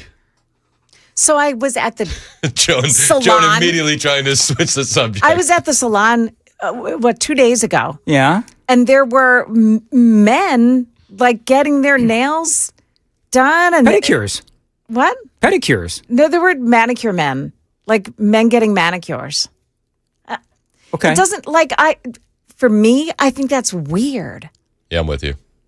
You know, and getting your feet done, like who cares if you've got cracks? You're a guy. Like that's what you do. 100%. So we let Millie, our 4-year-old, before the girls went on vacation, we sent them all off for mani-pedis. Yeah. And Millie said, "Dad, are you going to come do your nails with us?" And I said, "That's just for girls." See, I'm with you. All right. Totally. Everybody knows it. Dan. Yeah. Have you ever gone and gotten your nails done? Pedicure? Yeah. Yeah, I have. Is there a problem with that, Joan? What kind of polish do you put on? Is that where you discovered peppermint cream? Okay. Number 1, no, Sam. Number 2, Amy asked if I would go with her to get pedicures, and I did. And I liked it. Did you waddle out of there with the foam between your toes? No, I did not do that. And no, I don't get any nail polish on my toes. There's a lot of guys that I'm not the only guy there. There's all kinds of big burly men that are getting their feet done. One may call them bears. I was about to say, they're called bears. I don't know what that means, bears. Google it. It's worth a Google. Yeah, it'll be next to otter. Joan, do you know what they're talking about? I don't. This one I'm out on. Okay. Not. Worth a Google. 0727. It's weird, but it's also Pride Month. Yeah. Remember 4612 said peppermint cream and slippery elm sounds like a Diddy party. Remember earlier someone said the Jelly Roll segment was so gay? Dude, okay. So speaking of Jelly Roll, off the air like months ago, maybe even, it might have even been a year, I said, I don't trust that Jelly Roll guy. Mm-hmm. I said, there's something off about him. You did. I said, there is something off about him. I don't know. I can't put my finger on it, but I'm not a Jelly Roll guy. And now you see this stuff. What? You're still best friends. You haven't talked for a year and a half. How do you define best friend? What do you mean they haven't talked for a year and a half? That's in part of the reporting. Yeah. That they haven't spoken a year and a half. They've lived in the same house. But they're still best friends. She said that her desire to have a baby through IVF has took her away from him, and it became all consuming for her, and they didn't speak for a year and a half. Okay. I don't know. Well, it's hard to. It's still going to try and do it. So can I just say it's hard to have a baby the natural way if you haven't spoken for a year and a half. Yeah. It's hard to be no wonder best they have friends. to use IVF. And I just don't understand why you would do that. Can I just say the whole thing is weird? It's so wrong on so many levels. No. Yeah. By the way, men are defending me on the pedicure thing. Well, I'll text them off. I'll text them offline. Oh, Joan Jones. Oh my goodness gracious. Sorry. Whoa. Wow, girlfriend. Judgy much? It's when you have a regular waxing appointment that you cross the line with me. I don't wax. That's good. It's good to know. Very good. I judge you less. Still some, but less. Some may say it's a sign of toughness. Do you ever see the movie? I forget what movie it is, but Steve Carell. 40-year-old virgin. 40-year-old virgin when he gets waxed. They actually ripped. They actually waxed him. And that is a real life scene. Well, they ripped a part of his nipple off. Oh my God! Yeah, stop.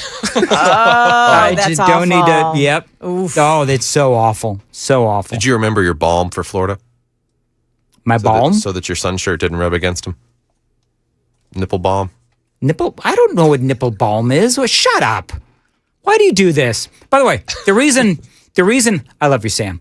The reason why my face is not as tan as yours is because not only did I wear a bathing shirt, but I also wore a bathing hat. Oh, I was that guy. A bathing cap. Was it a bucket hat? No, it's like a baseball cap. Yeah, but it's just made of bathing shirt material. Were you allowed to bring any scally caps to the beach? No. Inquiring minds want to know. Amy drew the line at scally caps. Actually, yeah. Did she even let you pack them? No, I didn't. No. What if you had found one that was like a swim material as well? The swimming scally. A waterproof scally. If they had one of those, I might actually. I might have to partake. It's exactly right. So anyway, then we went to Universal and had a fun time. So I went parasailing. That's cool. And went on big old roller coasters at Universal. Was the parasailing, were you and Amy doing it together? Me, Amy, and Riker. All three of us you went up together? Yeah. That's cool. And they dunked us. Really? Yeah. Yeah. So our feet got wet all the way down to our up to our knees. They dunked us, and then they brought us back in before the rapey dolphins got us. That's good. That's good. Yes. The Pakistani trained dolphins. Oh, all right. Terrible. So, but fair. Yeah. You heard of Keir Starmer? Yeah, dude. Here's my issue with Keir Starmer stepping down and resigning. Yes.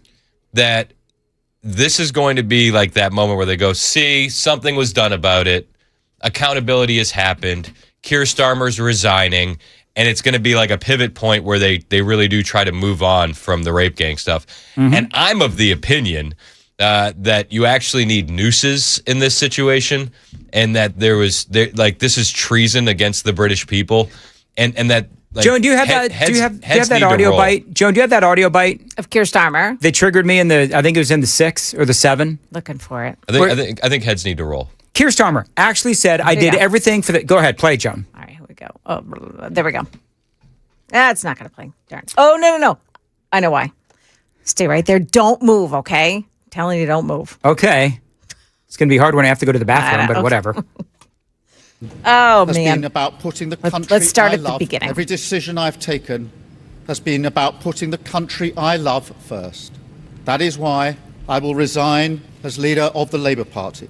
Put the country first. So he says he put the country first by letting a bunch of raping, marauding Muslims into his country. I love the country so much that the best thing that I could do for the country right now is not be the leader. Yeah. Because that's how terrible I've been. That's exactly right. Anyway, so there you go. It's disgusting what they allow happen over there. We're going to talk about that today, especially with Father's Day being yesterday. Yep. I think that it needs to be a wake-up call for a lot of men, Christian men in particular, because we can't be living in an ivory tower. This stuff is here as well. We're letting these individuals into our country as well. So we're going to go all through that. We'll talk about the latest on Iran and a whole bunch more. I'm geared up. I'm excited to be here. Fired up, wired up, ready to go. Well, I'm ready, Chris man. Hand. All right, very good. Joan, was coming up in the news? So coming up here at 9 o'clock, some progress in the Iranian talks and some excitement from J.D. Vance about that. We've got the story coming up at 9 on Super Talk 99.7 WTN. Heading towards the 4th of July, nothing screams freedom more than the Second Amendment. And right now at the Glock store, they are celebrating our freedoms with all the Glocks at great prices. Now, what do I mean by all the Glocks? Well, just what I said. The Glock store, they've got all the Glocks. Incredibly rare imported Glocks, law enforcement and military-style Glocks as well. If you want specifics, I just got this in from the guys at the Glock store.